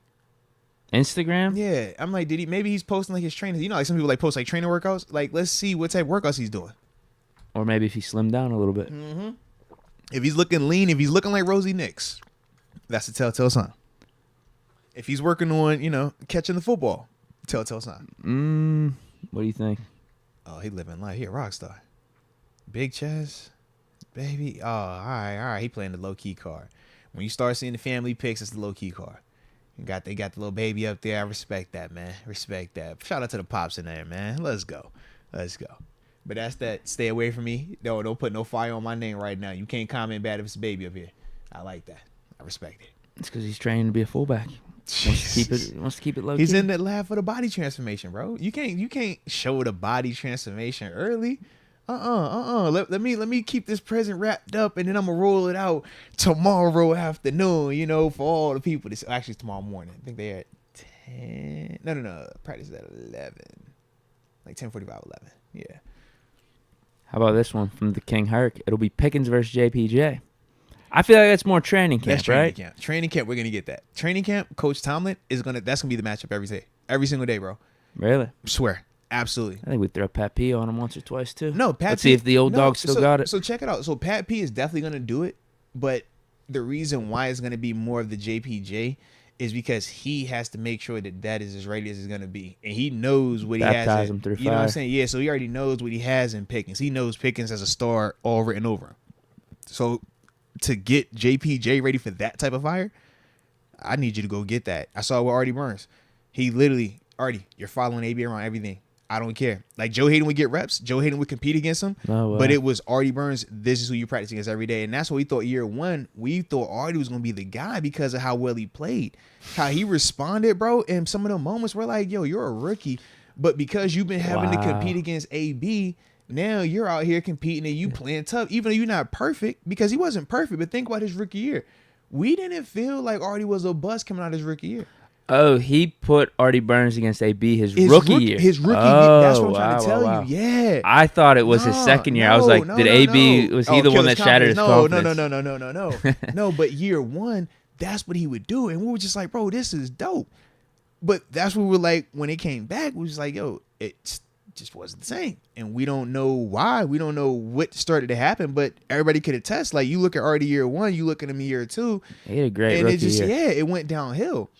I don't know why. Personally, I don't. And like I said, that was my locking mate too. I can't explain it. But watching it year one, I'm like, man, the way Coach Tomlin did that, I was surprised by, because I was thinking to myself, bro, you don't just put that out there versus AB. AB would kill your confidence, bro. Like, AB, how you feeling like you suck?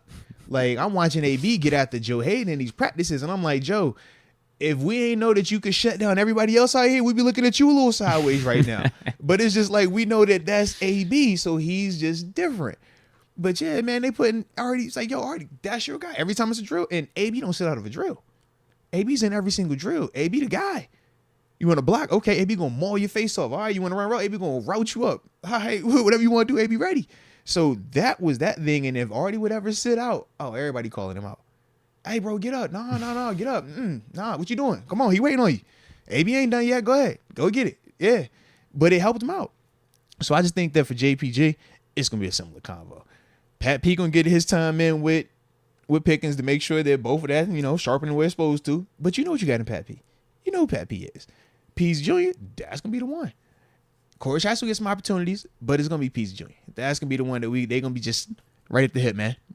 Back and forth, man. I like that. Yeah. Because I don't feel like OTAs are really the time for the matchups, the offense versus defense. I think a lot what we're talking about is like within the position groups, like who's getting the nod here, who's getting more reps. Yeah. I like it. But that'll be good. I like that little inside story there. It's going to be fun. But no, I'll never forget that one, man. Like, watching them dudes, I'm like, dang, like, girl, it really had us sad when Artie was not being Artie anymore. We like, no, man, like, we wanted to believe in you. You was supposed to be it. Him and Martavis. Yes, bro. We wanted to believe it. Wanted to, man. But that's the NFL, man. That is the NFL, bro. Big Keys 330 says Allen Robinson is going to be a headline for sure. It's either going to be him or Calvin Austin. I mean, you think about Calvin, right? They're both competing for that slot spot.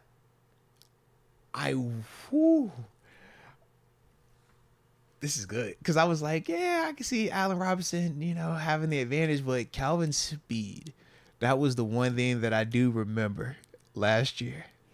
Said he didn't even turn the afterburners on. I know, but when we watched him run, we was just like, God dang, what is that, bro? Like, it looked freakish. Like, that's not the afterburners. He looked like he was in fast forward, Deke, and everybody else is in regular speed. It's crazy. That does wow you. That does have an effect on you. If you see that when you in person, Deke, you ain't get a chance to see that in person just yet. When you see that type of like, it just zip by you, like, God, like it can have that effect on you. It can definitely have that effect. So Now this one's maybe a little bit more for training camp. Steeler Nation on Fire says TJ versus Jones. Would they specifically move TJ over to go up against Broderick, you think? They're going to have them match up some, but they're not going to, like, TJ's not going to specifically, like, head over there for that, but they'll get their matchups in. It's more so going to be Highsmith on them, because for Highsmith, you got to think, what are we trying to prove with you, Highsmith? 14.5, that's your floor now. Whatever we're going to be paying you, especially come training camp time, right? The contract is either going to be done or negotiations will be going on. And that's the other part, too. I don't know how much we get that matchup this year if the negotiation is going on in camp. Because if the negotiation is going on in camp, I don't see Highsmith, like, he'll be there.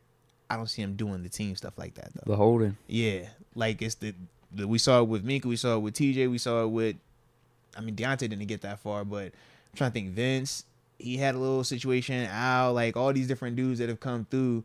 And when you're waiting to get the contract in training camp, you pull up to keep it quiet, to show that you're still on board. I'm here, but you don't do the actual, like, risky stuff.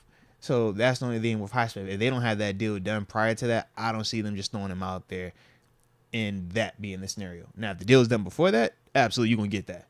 Yeah, you can get that a lot, because they're going to want to prove that Highsmith was worth the money, and they need to make sure that Broderick can't handle that, because that's a 14.5 sack dude. Yeah, but they're not going to make TJ go out of his way to go over there. Yeah. Anything else? Nah, man. But those are some dope potential storylines, though, man. I like the combo. Shout out to Deke for that question, too, right there, man. Look at Deke. You're the one that started the man. topic. Deke said, yo, I want to ask the chat this, man. I like when you take control like that, man. Salute you, bro. Salute you.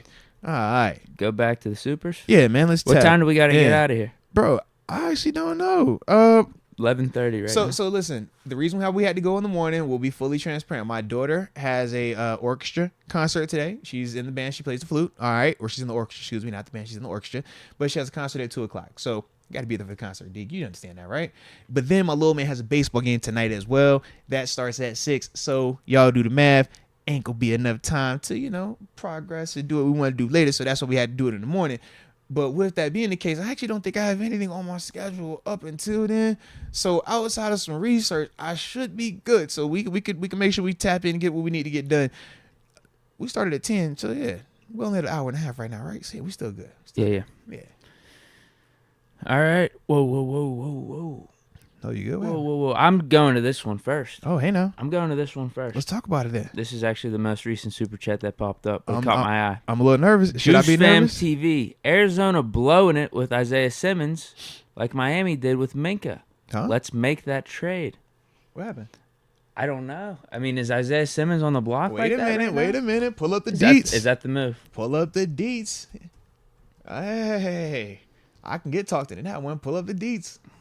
Okay, we got a article that says, will the Arizona Cardinals trade Isaiah Simmons? Arizona Cardinals could look to swap linebackers with AFC North franchise. Wait, whoa. Oh, Patrick Queen. Yeah, probably. Gonna say Patrick Queen, yep, bro. You're 100% right. But yeah, there's some talks here. Interesting. The Arizona Cardinals decline Isaiah Simmons' 5th-year option. Smart. So I guess that's part of it too. Yep.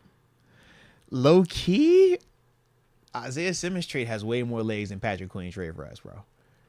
Patrick Queen, number 1, he's in the division, and number 2, he wants money. Isaiah Simmons, not in the division. I don't think he's earned that. He's earned that money. He hasn't yet. earned the contract, right? So I just think this would be a way doper scenario. Obviously, I don't anticipate us giving up a ton for him because Omar, he don't get shysted. He's the guy that does the shysty. All right, everybody know Omar really shysty. Shout out to Omar, man. But oh yeah, I'll never forget during the combine, someone in the little press conference asked Omar, "It's like, is Cam Sutton a must sign?" And he was like, No one's a must sign if the number ain't right. If the number's 11 million, Cam Sutton ain't a must sign. The number ain't we'll figure it out. Con gonna make that number work. If that number ain't doing what that number's supposed to do, kind of like, I'm going to holler at you. So Isaiah Simmons, man. All right, so first off, y'all know I loved watching Isaiah Simmons tape when he was coming out of Clemson. We talked about him. We even talked about the guy, was it Zaven Collins as well. And just comparing how they were both big athletes that could move in space, potential to do man-to-man cover stuff, but could definitely do what we asked people to do in terms of match, carry, deliver, which is zone principle, but essentially turns into man very, very frequently. But with Isaiah Simmons, man, his ranginess, his sideline-to-sideline ability, I do think at times they asked him to do a little bit too much too soon in Arizona. And that's one of the things that you've heard me talk about before on in terms to our versatile players here in Pittsburgh. I think when it's young guys, you need to let them get locked in at one spot first and develop, and then you start to put more on their plate, because it's hard once you overwhelm them to try to like dial it back. And I feel like that's kind of what was going on out there in AZ. But in terms of Simmons, man, yeah, I like him a lot as a player, and he would fit the need that we have. Right. Talk about a young guy, a physical guy. He's healthier than Quan Alexander. He's still, like I said, going to be a lot cheaper of a scenario than a Patrick Queen. The Cardinals not picking up his fifth-year option means that we wouldn't be on the hook for any massive guaranteed portion outside of this year. So you essentially treat it as a one-year rental. We see what it looks like. If it does do what it's supposed to do, you give it a bridge deal. But if not, man, you could wash your hands with it and move on in another direction. It doesn't kill you one way or the other.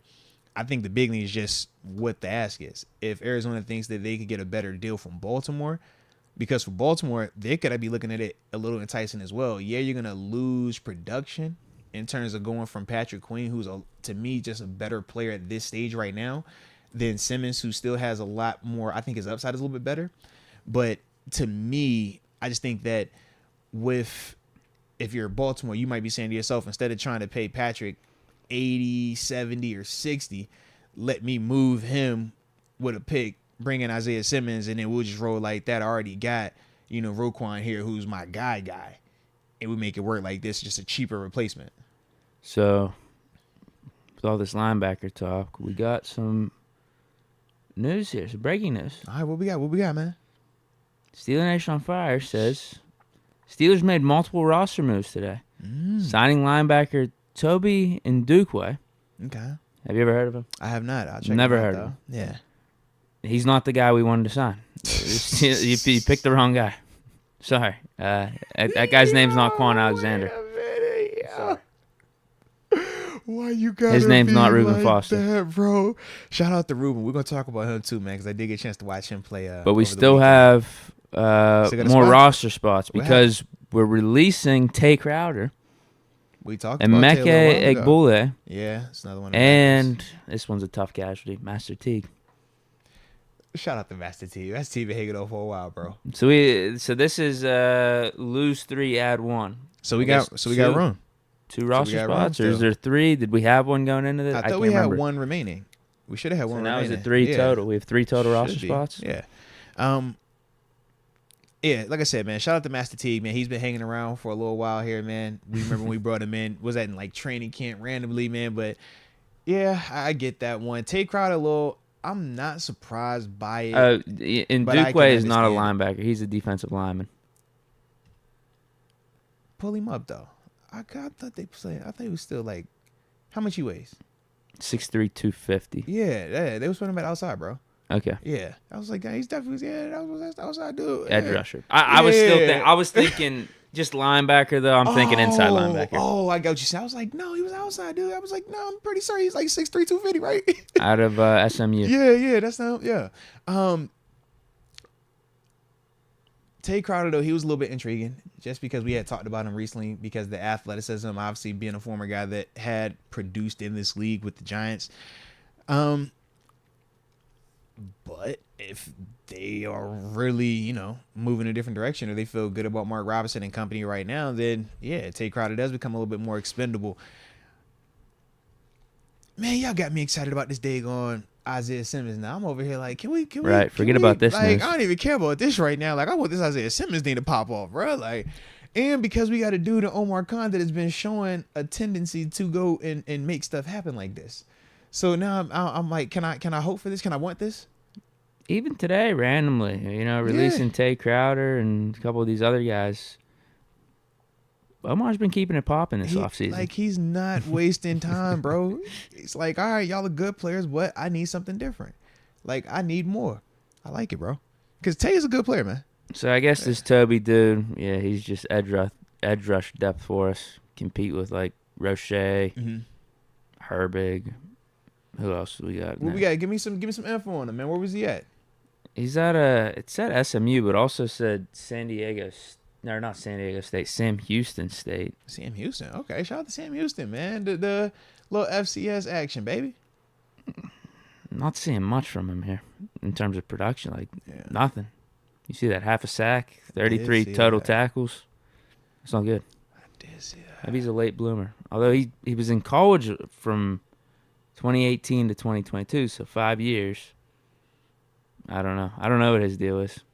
But he had the project player, maybe. We said 19 tackles and a half sack last season. 19 solo tackles, 33 total. And where was he at? Is this Sam Houston Bearcats? Oh, so that was his college stuff. But I thought you were saying in the league he had 19 tackles and a half sack. You saying out of college last year he had 19 tackles and a half sack. Right. What? Is he an undrafted free agent? That's what it sounds like, bro. Undrafted rookie free agent? That's definitely what it sounds like. Yeah. Yeah. I'll check. Like I said, I'll check him out. I haven't heard of him though, bro, personally. You think I have either? No. Oh man, yeah. Hell no. I'm about to say I know I'm the linebacker. I know I played, but I'm like, bro, y'all be bringing some names up sometimes where I be like, I mean, he's definitely got the size, 6'3", 250. Yeah. Here's a picture of him. He long. Yeah, looks athletic. Long, absolutely. I'm gonna find him. I'll cut some tape on him, man. Yep. It's only a matter of time, baby. The tape don't lie. I cut it on, and after that, we'll talk about it. Now, the Tay Crowder one's interesting. Inside linebacker. Mm-hmm. Athletic one, too. Wonder if there's a little connection. I'm hoping to an upcoming move. I'm hoping so. I know we're talking Isaiah Simmons, but the more likely one would be Quan Alexander. Yeah. The fact that we've already had a meeting, or at least that was on paper, that was going to be a meeting, that's already a step in the right direction. Yeah. So I think we're good there. I did see Isaiah Roberts. I did want to ask you when you saw this, if you had any thoughts on it. He says Zeke with the question marks. No. You was good on it. Make things interesting, but no, we don't need that. He looked good. He's put together real well. He was running still real well on that football field too, bro. But he was at that thing. Yeah, he was there. He was at the event. He was at the event, man. Ohio State connection. Yeah, he was there. He looked good, man. It looked good. I was like, all right, it's still put together. It's still got. It was nimble, even with the suit and the dress. I was like, bro, you suited and booted. I messed with the shoes. They had the Travis Scotts on. The Travis Scott Air Force One. I was like, okay, respect. But it still looked, you know what I'm saying? I'm like, I don't like you doing that on our field personally, but it looked good though. You have a little moment. It was my cowboy in me came out. It happens. Is that the guy you were talking about? No, that ain't no. But the cowboy in me did come out though. It wanted to come out. I couldn't let it come out though. And then I felt bad afterwards. Because I was like, dang, my uncle would have loved this. I was like, yo. Zeke. Oh, my God. Hey, man, the cowboy came out. It really wouldn't. It wouldn't be the worst thing if we brought him in. It wouldn't. I like Jalen Warren, though. I'm with you. And Jalen's cheaper. Does Zeke want to be RB3? Jalen's cheaper. Zeke could be RB3. The way it, I fell for the trap. When I looked, I'm like, oh, he still got it. You know how I go, Deke. You see it in person, Deke, you be like, oh, it's still. He did one of them little one, and I seen it in person. That was the problem. I had a flashback to 16. I'm like, I remember seeing that one right. I seen that one. And then he scored on the screenplay. I ain't like that. Yeah, his rookie year was his best year. It's been all downhill since. Yeah, I'm like, but I seen that, and it looked like when he did that little subtle thing, the PTSD popped up, Deke. So I started to believe it. I'm like, you know what? Maybe it is. Maybe it's this. You know. This could be a nice little tandem here. There's a little three-headed monster here, man. It worked. And in he's Philly. RB3. Hey, look, it worked in Philly. It's no number. You don't put a number on it. You just everybody gets off. In Philly, when they won it all, they didn't say this is RB1, 2, and 3. It was just like all them dudes are playing, man. Now, if he wants the ring chase, sure. Yeah. Come to Pittsburgh. You see what I'm saying? Yeah. Cool. We're not going to give you much, and you're going to be RB3. All right. We'll let the production be the guy. That's how I look at it. Let the production be the guy. Because if it's healthy, it's hard to say that that's RB3 if it's healthy. In my eyes, he should be. If it's not healthy, yes. But if it was healthy, then no. But I don't think it's gonna be healthy, bro. So nah. I can't do that to Jalen Warren. I It ain't can't gonna be do that healthy. because I think Jalen Warren was awesome for us last year. Nah, in without his a role. doubt, man. No, we can't move on from Jalen. Right. I don't want to remove Yeah. him from that. I don't want to clog up that running back room. Could Zeke? Could see. Now, if we didn't have Jalen Warren, I think that's not a bad conversation at all. Yeah, I think, man, when you talk about just the running back life, the show, and the money, Zeke is just in a bad space right now. You cost a little bit too much, and at the same time, you've been banged up too recently, and it's just you're at a position where it's running back, so people view it as easily replaceable, and you don't have to put a lot of like money or anything into that thing. So that's the big reason why I still feel like it's gonna be Jalen Warren, and why I would take Jalen Warren at this stage, regardless of if Zeke did have a 1 year resurgence, just because to me the odds of that happening versus Jalen coming out here and having a better 2023, I think Jalen has the better odds. Like, yeah, but we'll see though, man. We'll see. It did look good though. It did look good. If it is healthy, man, I'll be excited to watch it. I just don't really want to believe it though, because we've obviously seen when you hope in it and you believe in it, and then it be getting hurt, you be like, dang, oh man, been blown my whole vibe. Jason Denobio has joined the upper room. Shout out to Jason Denobio, and welcome to the upper room. Yes, indeed. Yes, indeed. And we do appreciate your support from the family, man. Ryan McPherson, I got in an argument with friends over Seven's status. Where is he in the top 10 QBs of all time? I got him from 6 to 8. He's 1. Deke said your list is trash. He said if you got him at 6 to 8, he absolutely hates your list. That's what Deke believes, because Deke says he's 1. It's that clip for him. Off the top of my head, I'm putting him in the top 10. I don't hate the 6 to 8 range. I also haven't like prepared to really like deep dive into who like I have in my top 10. I'm sure it's Brady in there, Montana in there. No. Do you want me to go to a list online to give you a gauge?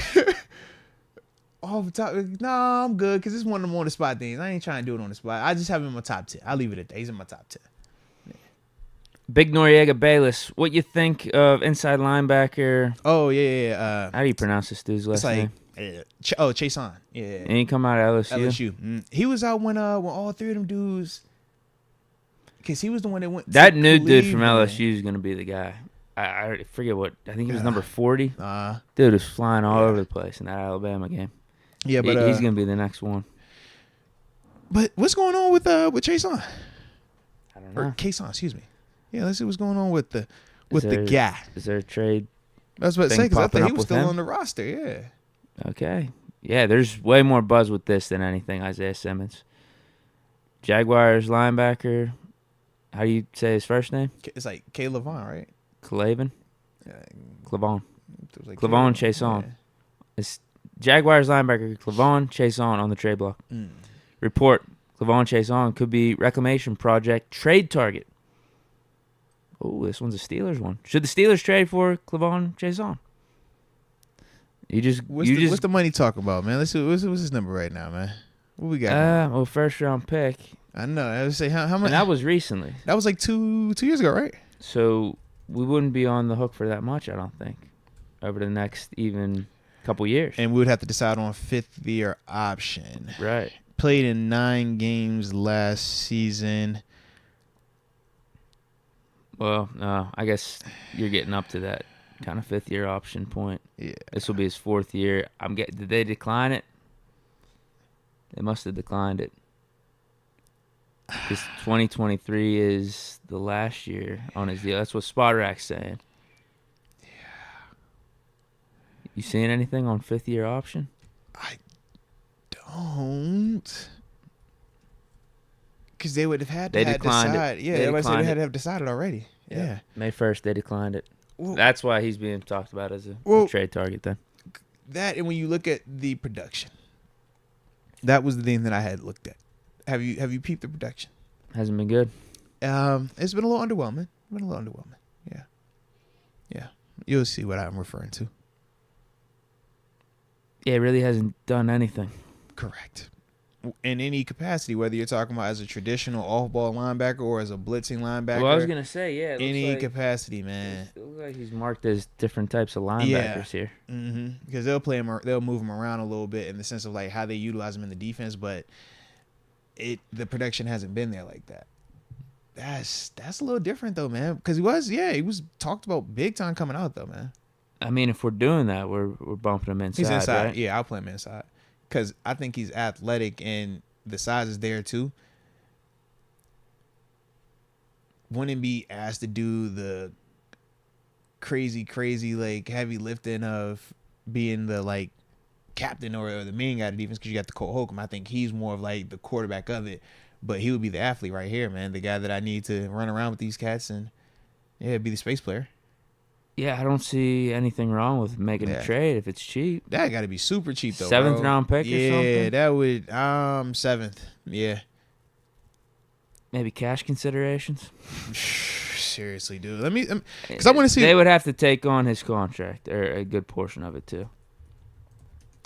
Although that's not bad. The cap hit's 4.2, but still, for the production he's done up to this point, that's excessive. Because like when I look at Isaiah Simmons has 105 tackle season, and then last year went for 99 tackles. And he's viewed as overrated. Right. 4 sacks last year with the 99 tackles.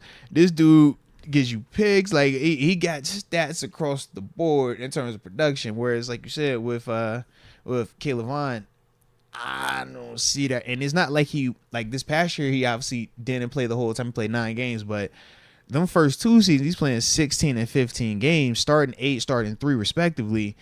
It just wasn't a ton of production, which is kind of crazy. Yeah. But he's young, though. And that's the other part. Young, still very, very talented, though. So. What was there was one site that you could pop up to see when they're traded and how that would impact the salary cap situation. So if he is traded right now, pre-June 1st, I'm seeing dead money for the Jaguars, 1.8. Okay. Cap savings, 2.4. Actually, I don't even know what I can believe from some of this stuff because I feel like the teams can negotiate that, right? To an extent. Yeah, the cap numbers. Like, I'm willing to take on this much, or I'll take on that. But I don't even know how much that has to do with the cap hit on the new team, though. To me, that just gives like a basis of if everything is done just like in a traditional sense of you make the trade, I take what's mine, you take what's yours. That's how it would be. But as we've also learned, all that is negotiable as well. Jim Himes is saying Chase Owens sounds Bush-esque. Jeez. Honestly, when Bush, you, it's been better. D Bush has definitely been better. Difference is Caleb Vaughn is 6'3", 245, I think it is. Yeah, so he just has a little bit more size on him, but yeah, the production definitely has been underwhelming, man. I'm not as excited about this one. I was a lot more excited about Isaiah Simmons. Can we go back to Isaiah Simmons? Like, I want that one to be real. Can we get that one to get talked about more? I don't know if there's as much actual buzz of him getting traded. How about we create the buzz? All right, we talked about it. You talked about it. I'm going to talk about it. We're going to keep talking about it. We're going to get this content rolling. We're going to create this buzz. All right, and Omar, because Omar follows, so it's, Does he? I don't know if I just like throw it out there because he makes a lot of moves that we be talking about. Right. So it just be seeming like he follows around. I feel like Kevin Colbert follows around too, man, because he would make some moves that we talked about. I'm saying. Right. It just, true. I feel some similarities in the building. Yeah, it feels good. It feels real good. He said he sounds Bush-esque. God, dog. Y'all all funny, man.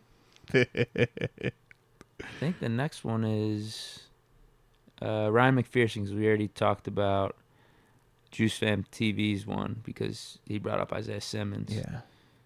So Ryan McPherson asked, Moats, what's your favorite type of bourbon? My favorite type of bourbon. Actually, just had me some Maker's Mark the other day, man. Yeah, I ain't tripping on that. That's a vibe. But I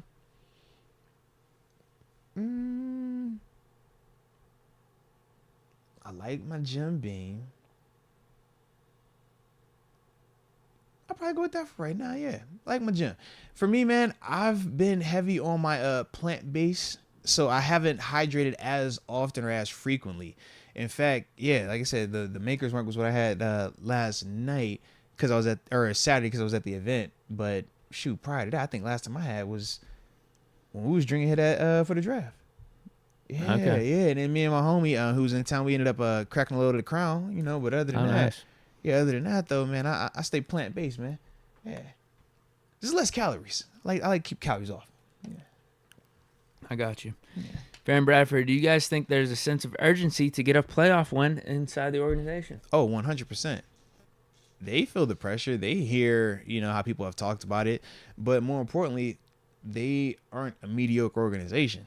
This organization that thrives for championships. That's always the goal. Anything less internally is viewed as failure. That's the reality of it. Like you said, people will try to spin it and make, you know, jokes about it or try to take it out of context in certain elements to fit a narrative publicly from a media standpoint, even on social media. But within the organization, man, it's always about championships. And that is always the conversation daily. You decide once, but this is what our focus is. When Coach Tomlin talked to them dudes when OTA started in April, that was the convo. If you're not trying to win a Super Bowl, go ahead, leave. It's literally that simple.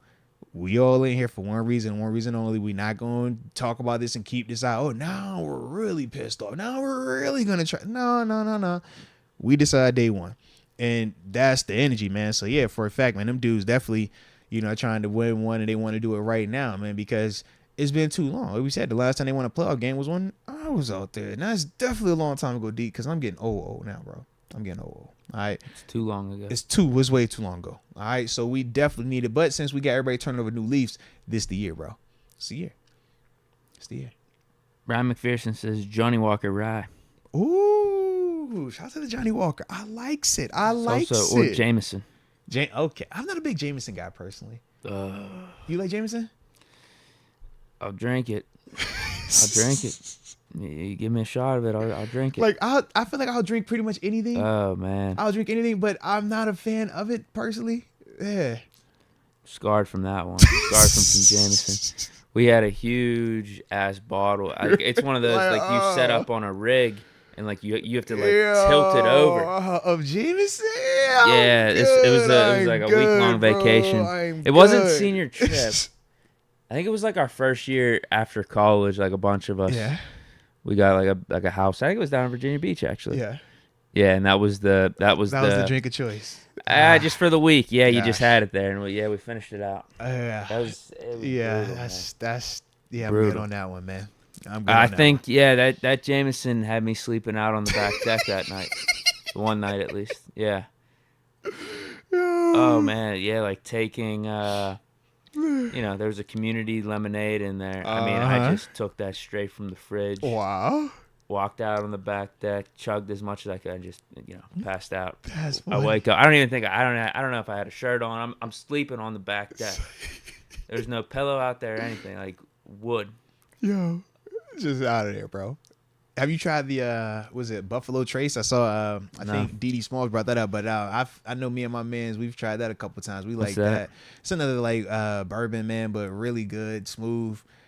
Just put it on the rocks. Nice little single cube. Pop. Yeah. It was vibe though, bro. I like my man seeing it bringing up Proper 12. Let's go, man. You know, hey, man, shout out to Proper 12, man. All my Irish brothers out there. Y'all know what time we on, man. Yeah, man. Shout out to the Proper 12, man. Remix, give me cognac, Henny, and lemonade. I got some Henny. Okay, anything is possible. But y'all know me. Anybody that's been out with me, I don't discriminate on what I like to drink, but I'm a tequila guy. I like to get there in a hurry. Let's get the shot. You feel me? That's my energy. I'm a tequila guy though, man. If y'all see me out, I would much prefer the tequila. But like I said, I rocks with it all. Whether it's, pretty much anything, right? I don't really discriminate. I've learned that I'm not a double IPA guy though. That's not high on my list. No, it's not high on my IPAs. list. It's not high on my list. I'm not really a beer guy. We could just draw that line there. Anything liquor related though, I'm down. 12th Wonder says Woodford Double Oak. Okay, I haven't had that actually. I have not had that. I was wondering if how similar that is to like that. Was it like Wow Reserve? Is what's the name of it? It's like something Reserve. Oh, I can't remember the freaking name of it, bruh. Yeah, but I've actually never had it. I've always seen people and heard people talk about it though. Okay. Juice Fam TV says, "Let's speak it into existence." LOL. I think he's talking about Isaiah Simmons. Yes. Had to make my first super a good one. I'm with you on that, man. We are going to speak this into existence. Isaiah Simmons is on the roster. That's what we're doing. Are we speaking that one, or are we speaking the Caleb Von Chasen? No, I prefer the Isaiah Simmons one. I'm with you too. Yeah, not Devin Bush-esque. that version. I like that. All right. Smooth. Okay. So yeah, we're at 12 right now. All right, so we still are Supers good. Are caught up to this point. We should be to the last topic, and then we'll be up out of here, man. Before we transition, though, y'all go ahead and hit that like button one time for the culture. We do see that even with the morning start, y'all still in here with us, having a little wake and bake, a little breakfast with the crew. Now it's actually lunchtime, Deke. Can you imagine that? When we started our brunch, yeah, I'm getting hungry. Low key, me too. So we're going to get this last topic in, and after that, we're going to holla at y'all. All right. So, like I said, hit that like button one time. But I did want to take some time, man, to talk about another league that is in the middle of its season right now, the USFL. This is obviously on the heels of the XFL season coming to a closing. We saw the just good amount of players from that league actually get signed to the NFL. We signed 2 of those guys. In terms of the corner, Luke Barco, and the... You think this is why we're clearing some room up, maybe? Low key, you never know, right? But we also have brought in Hakeem Butler, 2 guys just from that XFL Spring League to the NFL, and we obviously saw multiple players that played in that league get signed elsewhere. So when I think of the USFL, to me, I'm just like, man, watching the product, it was on FS1, it was on all weekend. It looks just like the XFL. When you're talking about the quality of it, when you're talking about the coaches that are in there, I'm watching Todd Haley. Todd Haley, the head coach of the Memphis Steamboat. Shout out to Haley, man. Then I'm looking at his defensive coordinator. I'm like, man, that's another familiar face. Oh, that's my former DB's coach, Carnell Lake out there. Excuse me. Then they pan into the running back. And I'm like, dude, I know that running back coach. That's John Saxton right there. That's the guy that coached L. Bell, D'Angelo Williams, and all them other dudes. Like, then I'm like, who's he coaching against? Oh, that's just Ray Horton, coach, for the Steelers when they went to the Super Bowl and beat the Cardinals. I'm like, oh, okay. But then you just see you got that type of coaching, right? And we all swear, we love what Haley was able to do, especially what he did with Ben here. So we know what he's doing in terms of being stamped. But it's like you see that, and then you see some of these players out here, and I'm watching Reuben Foster. And I'm watching how he still moves very similar to Reuben, sideline to sideline, rides with bad intentions, fundamentally sound. It did have a brace on his knee. I wasn't the biggest fan of the knee brace, just throwing that out there. I wasn't sure what that was about, but it didn't look like it was hindered. I was like, you can't be hurt now. You can't be hurt coming out that thing, but it looked good, And watching it, I'm just thinking to myself, this is another opportunity for us. This is going to be another one of them leagues, especially I think this year because of how the XFL played out and how we picked up dudes from there. I could just see a similar case happening once this league finishes up, man. Yeah, that's what I've been doing. I haven't been watching it all, but I've just been keeping tabs on what Reuben Foster's doing on a week-to-week basis. Yeah. Last week, Mahler's got throttled. Yeah. This is the game you're talking about, right? Because Steamboats played against when the I tell you, man, Haley was out that thing dialing it up. Bro, it was the flukiest thing, too. So, going into halftime, I think it's a 7-point game. It's either 7 or 6, right? The Maulers are marching. 2-minute offense. They flip the field, and they're about to kick a long field goal, 59-yarder. Son, the field goal lands on the back line. Dude catches it, takes it 109. No way. In the half. No way. Yes, bro. Yes. No way. Yes. Then after that, they come out and score again. So it turns from 7-zip, 6-zip to 22-zip like that, bro. Yeah. Yeah. It was a crazy swing. Because other than that, it was still good. Like you can see like the Memphis offense was, able to make some stuff happen. They were moving the ball, but it was still a good game. The score looks worse. Yeah. But once he ran the kick back prior to the half, and then they came back and scored coming out of the half, it was like, all right, that's just a heck of a swing right there, bro. Yeah. That's a tough time. That's tough timing. Yeah. Yeah, because Those they are had big fun. It was moments. like they finally felt like, because they had a turnover early in the game, so it was like we finally got our drive. We finally are buttoned up. We can get points on the board going to the half. We good. Nah. Yeah. Ruben with 4 tackles, Mhm. half a sack, and then a pass deflection Yeah. last game. Bro. Mark Gilbert Yeah, Gilbert played well. for the Gilbert Maulers. was playing well at times, bro. Like he had some. I thought he had a PBU out there, if I remember He correctly. did. Yeah, It's on the stat sheet. yeah, he looked good, bro. And that was the thing when I saw him. I was like, this is a perfect opportunity for him. You talk about how does Mark Gilbert get back in the league, and remember when TG came on and was talking about the age group of some of these guys. It's not guys that are fresh out of college. It's guys that are 1 or 2 years removed from college that got the opportunity in the NFL, didn't work out, and now you're trying to get back. How do you play meaningful football?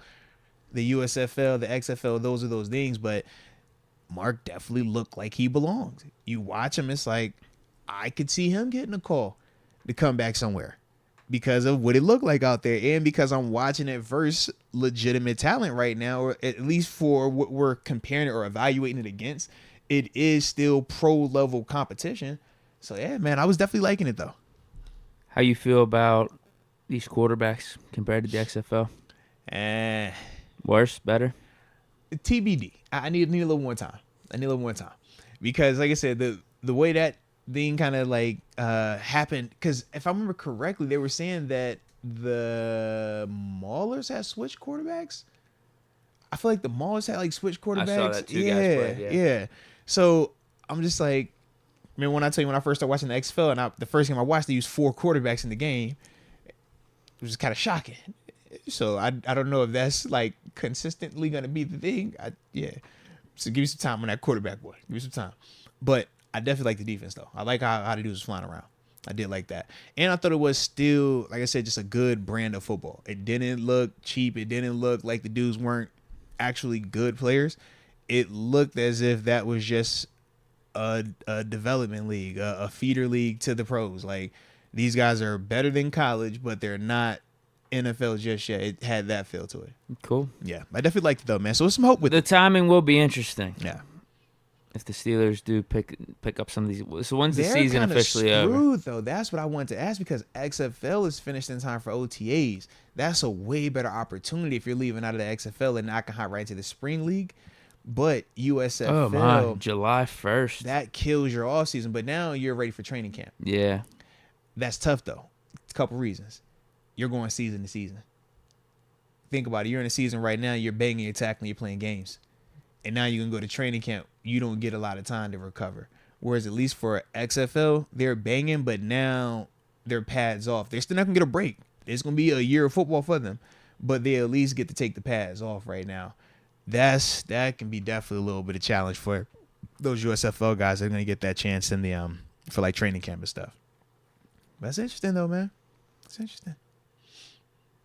Yeah, because you need that rest. But I could see it at the same time. You're like just I got to do it. you got the momentum, right? Yeah. You're coming off of just playing. It's like, okay, this is gonna be a grind. Yeah, but that's But what I was the main saying. goal is to just make a team. Yeah, but that's the reason why it's like, if you're getting something from the USFL, it can't be hurt coming into this thing, Right. because you're not gonna get a chance to recover. In training camp, them dudes are gonna get reps. If they're gonna get a legitimate opportunity to make their case, they're gonna have to get reps. They're gonna have to be producing. They're gonna have to get in the preseason games. That's, like I said, I just think that it's gonna be a lot on them, but it's not easy. You know? So do we not like Reuben Foster's chances of signing? I still like it. I just think it changes the timeline of it. I think initially I was hoping that it would be more springish. Now, if that's going to be a reality, I think it's more training camp time frame. Or that maybe you could just sign the dudes off of their USFL teams. I wonder if that's I don't know if possible. that's possible. Yeah, good. I don't know if that's possible. Like, that would be cool. It would. For the NFL teams, at least. Right. It would suck for the USFL, because imagine if you're like, I got Reuben Foster, I'm banging on him, people liking him, he's a name. Oh, still just sign him. All right, he don't show up no more. Because if you get the NFL contract, you're not risking yourself in the USFL no more. No, definitely not. Yeah. And I feel like it would make sense for the NFL teams to do that. Yeah. Just if you're going to try to sign them anyway at the end of this thing, at the end of the USFL season, why not just try to get them now? Go get him now. And get them out of there, have them Yeah. rest up for whatever it is, the OTAs, the Right. mini camp, and then also for training camp. Yeah. But you would have to really love him. Yeah, I don't think you're going all that, so. that extra Yeah. mile for just anyone. Reuben Foster would be the one, though. He would be the one out of this league. Yeah. That's the one that makes sense. For right now. But that's definitely... Martavis or Josh Gordon could have been. Although Josh Gordon actually didn't have a bad XFL season. What I'm saying is, like, if Martavis balled out at the XFL, I think a team would have went out of their way and like, all right, let's get you out of here. Stuff, It would only took like 2 weeks too, man. Because you want to see it first off. That's the wild factor. And then can you repeat it? After you've done it 2 times, man. Like, if he went like back to back for 120 and a couple touchdowns. You'd be like, I know what it is. I believe in it. Like, or if it was, they have to double you every single time. But it wasn't that. So, yeah. Super chats? Yeah, let's do it, man. Super chats till we finish it up, bro. Phantom TV. My daughter just had heart surgery last night. She's currently in recovery. Her name is Harper. She was born May 15th. I haven't even held her yet. Dude. Well, first off, man, definitely glad that she made it out of surgery and everything is looking like it's on the up and up with that, man. And congrats to the fact that, little Harper was born on May 15th, man. More life, baby. Love that, man. And I am looking forward to the time when you finally do get to hold your little lady, man. As a parent, I can only imagine, the emotions and everything going on with you. So I'm definitely putting my thoughts and prayers with you, Phantom. But yeah, man, just know, man, we rock with you. We support you through it all, baby. All right. And when you do finally get a chance to hold her and you do all that old lovey-dovey stuff, man, go ahead, drop a pic or something like that, man, so we can see the little lady. All right. But nah, salute you though, man. Salute you, baby. And keep doing your thing, man. Well, we got people in the chat too, showing their support. Barbarian says, Phantom TV, God's blessings to her situation. No, without a doubt, man. I pray, amen. Without a doubt, man. Like you said, it's a community, bro. We all rock with each other in this thing, man. And that's the beauty of us, of the community that we, are all a part of right now. It's like we actually do know each other on a personal tip, so to speak. It's more than just the username part of it or just me and Deke getting up here and streaming.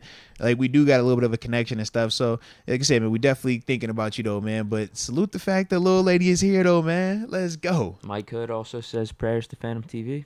Oh, facts, man. Facts. Yeah, man.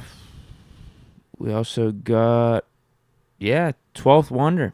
He made a couple super chats. One of them is to Phantom TV. Says, huge prayers to you and your daughter. I'm sure she'll make a full recovery and you'll get to enjoy the immense joy and love from fatherhood. Mm-hmm.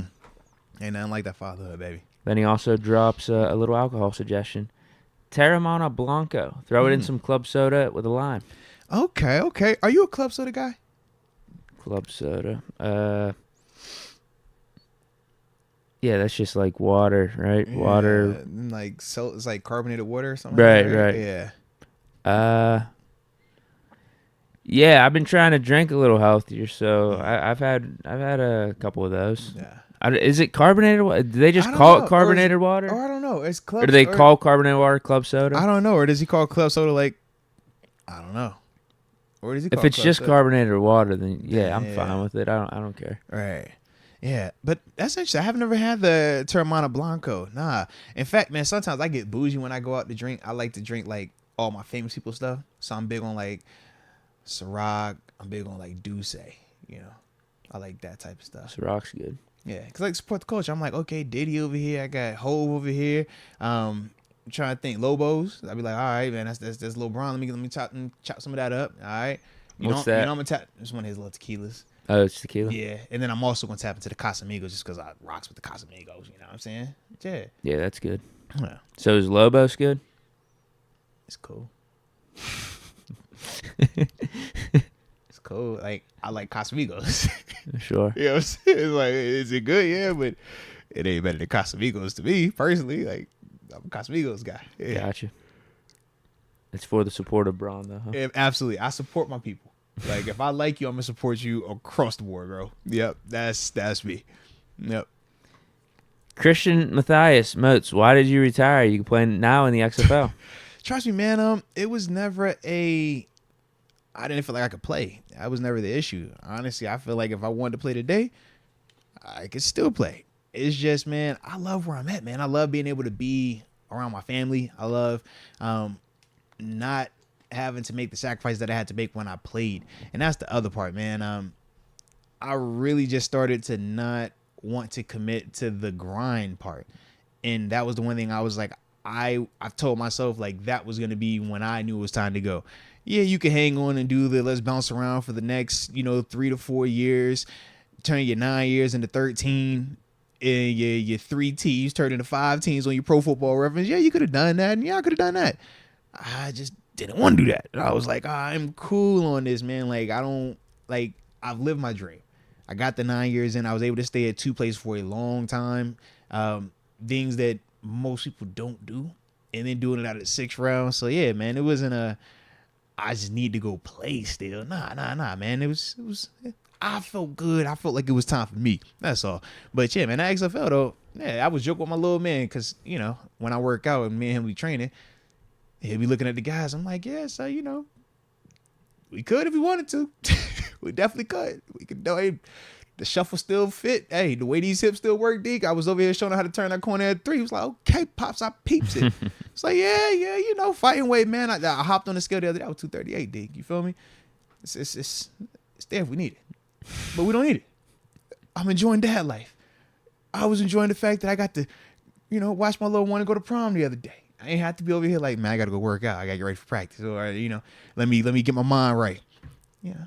If TG ended up doing the whole Albany Empire stint, what's the percent chance you go up there with him? 0. Absolutely zero. Absolutely 0. I told you, and you heard me when I said it about AB. I said, AB, when you step on that field, you do it for millions. You got to know your worth. I know my worth. I'm not that good. Unless AB paid you $1 million or something. I don't trust AB's buddy. Okay. Yeah, absolutely. That's why I said 0. It gave you $1 million beforehand. It would have to be cleared in my account. If it's cleared in my account beforehand, we got a conversation. But if it's not cleared in my account beforehand, and I need blind faith negotiation, you got to send it to me before I even hop on a plane. Don't book a flight. Nothing. Don't even make an announcement until it hits the account. If it hits the account, it's a different combo. I'm like, all right, it's AB. All right, cool, bro. All right, I owed you a favor. Got you. You know. But if it ain't that, no. I'm good. Because I know what my worth is. That's why I'm like, bro, when I play, this is my number that I played for. Last time I was out, this is the last number that I played for. And that was me saying, like, all right, man, we'll just do it because they want to throw it out there instead of me retiring. All right, cool, let's go take it.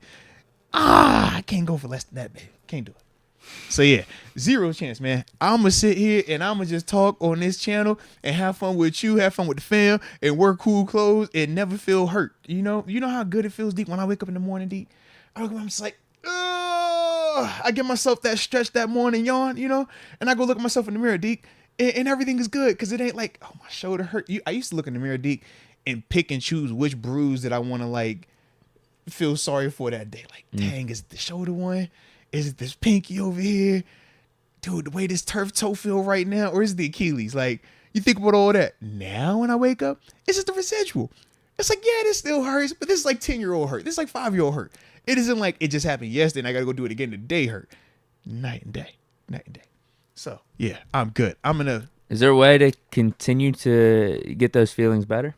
What you mean in terms of like the all the aches and stuff you were just talking about? No, not you really. said it's gradually gotten better, but is there a way to like target it and say I really want to try to get this as back normal as possible? So yeah, some stuff you got surgery options. I take the holistic approach: massages, chiropractors, plant-based, but workout, healthy eating. Try to do things that keep the inflammation low, and it's certain plant-based things that work for keeping inflammation low as well. So it's like it's a win-win for me. That's why I love it. That's why I love plant-based. I'm like, bro, I can work on keeping the inflammation low. I'm gonna focus on work. It's gonna make me feel good when I work out. It's gonna cool me off of my recovery, and yeah, I just go from there. Nice. But that type of stuff, yeah, because I'm like, I ain't trying to have no surgeries, D. I'm cool. I hadn't been under the knife a couple times. I don't want to get cut open no more if that's all right with you. Yeah. Understandable. Young Yash, prayers to Harper. Facts, Girls man. Day. Facts, man. Shout out to the girl dads out there, man. That is a dope thing, though, bro. Being a girl dad, man. It is a dope. Humbling. It is super humbling, though, Deke. I tell you all the time, man. I was having a flashback last night, Deke. I was looking back at my daughter's prom pictures, man, and I was like, bro, you couldn't put your hands anywhere else, bro. Like, I ain't got no issue with you. Like, you a good kid. I know you're a good kid. It's all love. But, bro, you couldn't put them anywhere else. Like, that's the girl dad in me, bro. You just be going back to stuff like that. Did you have to do a workout last night? I did, Deke. I'm trying to tell you, Deke. I went and worked out. I researched heavily, and I was just like, I ain't like that vibe again, bro. I was like, literally, of all these places, like, bro, you could have put your hands in there like I'm the police. You wouldn't put your hands on my daughter's hips, bro. Like, what? Like, But it's all love. It's all love. But that's girl dad for you, Deke. All right? Yeah. Did you just want to get mad at that moment? I look for everything to get mad. It didn't take a lot. Trust me, it doesn't take a lot for me to get mad. In fact, I'm the opposite of that. I'm the person that I'm always trying to do everything to not be mad. Everybody's like, yo, you want to turn? No. Promise you don't want me to turn up. I promise I don't want to turn up. We don't want to turn up for nothing. I'm always trying to not turn up, Deke. So yeah, it doesn't take a lot for me to feel intrigued about turning up. But yeah, I was like, yo, you really like that was the play. But I don't care. You put your hands on your shoulder. Put your hands in your back pockets next time. All right, keep your hands in your back pockets next time. All right, we're gonna do it like that because I'm trying to be more civil. I'm trying to grow, but y'all trying to expedite my growth. and you know what they say, when you try to grow too fast, it backfires on you. All right, I ain't that mature. I ain't that grown up just yet. All right, I'm still learning how to be a cool, civilized pop on all phases where everybody doesn't feel uncomfortable with their life being threatened. All right. I'm not there just yet. So please, going forward, anybody that is hearing me that might know, all right, just keep your hands off the hill while I'm here, all right? If I ain't that, I can't argue that, all right? But not while I'm there. Okay, I'm just all right. Other than that, we good. But yeah, though. Yeah. Well, we have some information on the carbonated water versus club soda. Oh, I talked to Christian Mathias doesn't like carbonated water. He says, hell no, carbonated water, boo. Jonathan McDormand says club soda has some other salts in it to give it a different flavor. So I Googled it too. Okay. And yeah, they're basically saying that they're very similar. Club soda is similar to sparkling water because it also has some minerals. However, the biggest difference between the two is that manufacturers add carbonation and minerals after the fact. They don't occur naturally in club soda like they do sparkling water. It doesn't sound like much of a difference there.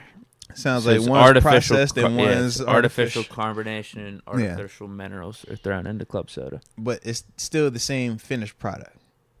I'd say pretty much. I don't. There's no taste to it. That's what they say, right?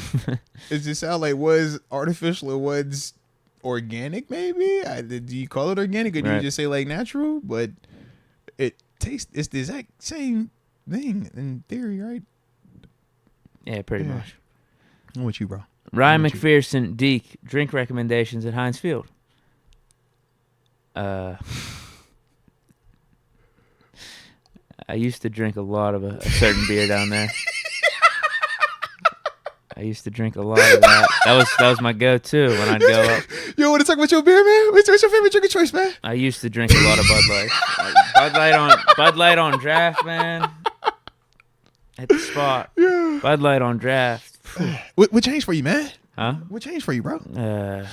Just different taste now. Yeah. Yeah. Change your heart, man. Yeah, just going for a different light beer. I think this upcoming season. Coors, I guess. Go with Coors. It's all good, bro. It's all good, man. I've gotten wine, dude. I drink anything, man. I really will. I've gotten wine down at the stadium. Well, the what was you I got on today looks like you would have a wine down I there. think I had no. You know what? I had wine for KP's debut, the Jets game. You had wine? Yeah. Right before like halftime. Why are you I was so up on the elegant, bro? I was just no. This was just me trying to get. Did you shake it up like this though? Well, here's the thing.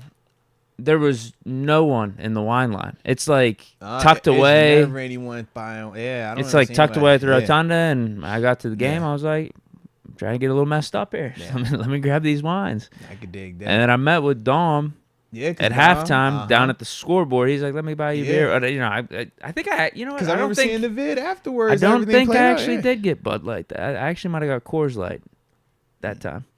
Yeah, because I was with Dom earlier. And I got a bunch of drafts. I was on the Crown. That's like my game day drink for some, because the where we usually were, like the seats are and stuff.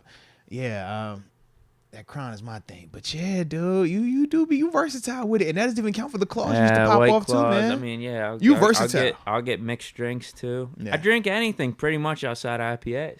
Yeah, IPAs are off limit. I think they're terrible. Yeah. They don't taste good at all. That was literally I was there last time I had one of them. With you last time I had one of them IPAs. I learned. I was like, I don't like this one. I'm good on this one. Yeah, but Crown, that's my drink of choice right there, especially on game day. I like that one.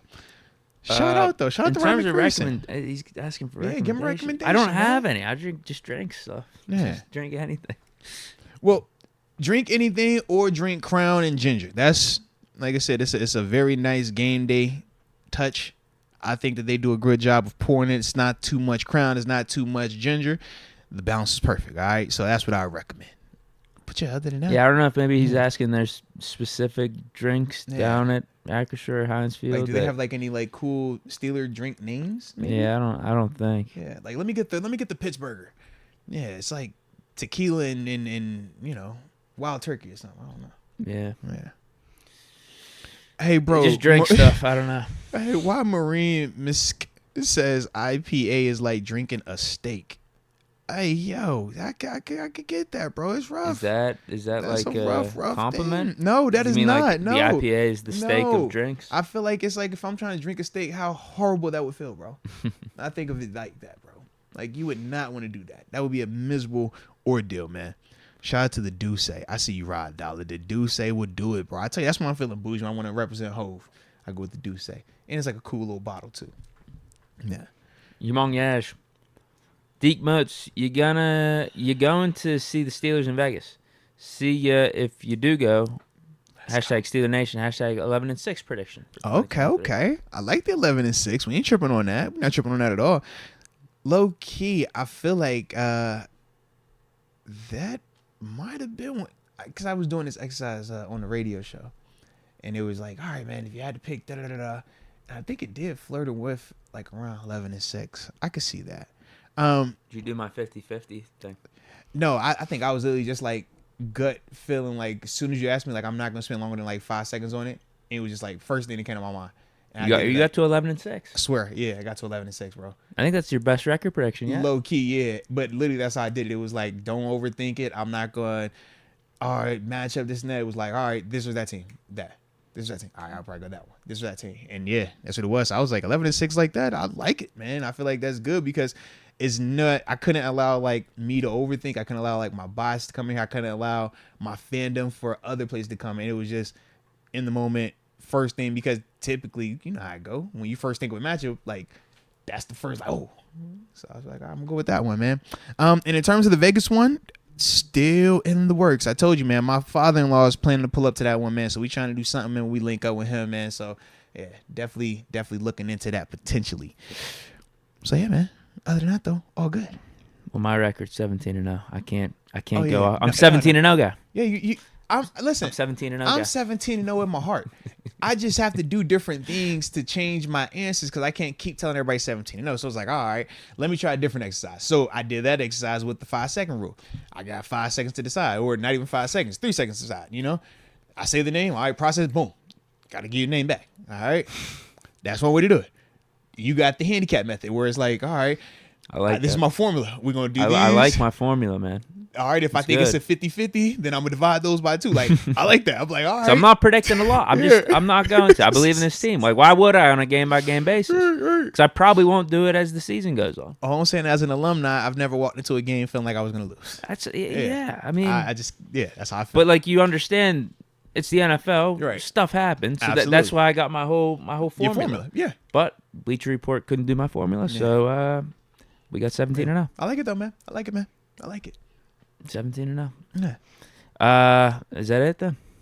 Is it? I don't. Yeah, because we definitely got all our topics in, man. So we're good there. Do we have any more supers or any news? No. I don't think. Not seeing anything. Shout out. Hey, and Jermaine, man, I see you did pull up on me, man. Appreciate you acknowledging the Vegeta shirt, man. I knew, you know what I'm saying? When I bought this yesterday, I was with my little lady. We was doing our anime shopping, copping our Demon Slayer. I don't know if y'all checked the new Demon Slayer. It did drop, man. Make sure y'all check that out, all right? But, yeah, man, I copped the shirt, and I was thinking of y'all. I was like, man, I wonder what man Jermaine up to, man, all right? So, and I did see that you said, you working on your stuff, sending it up, man. So, salute y'all. Definitely looking forward to it, man. But, nah, from the heart, man. Respect. Yeah, so, all good, baby. All good. Think we're good for the day then, man. Yeah, so I need to get shout some lunch. out, bro. That makes 2 of us, man. So shout out to everybody that was with us on this morning's wake and bake. Got to be light on our feet every once in a while, man. But we appreciate y'all rocking with us. So y'all hit that like button on the way out of this thing. Subscribe to the channel if you have not done so just yet. And y'all stay safe out there, man. We'll spin the block. See y'all on Wednesday. But either way, y'all already know how we rocking with y'all. So until Until next time, baby. Peace.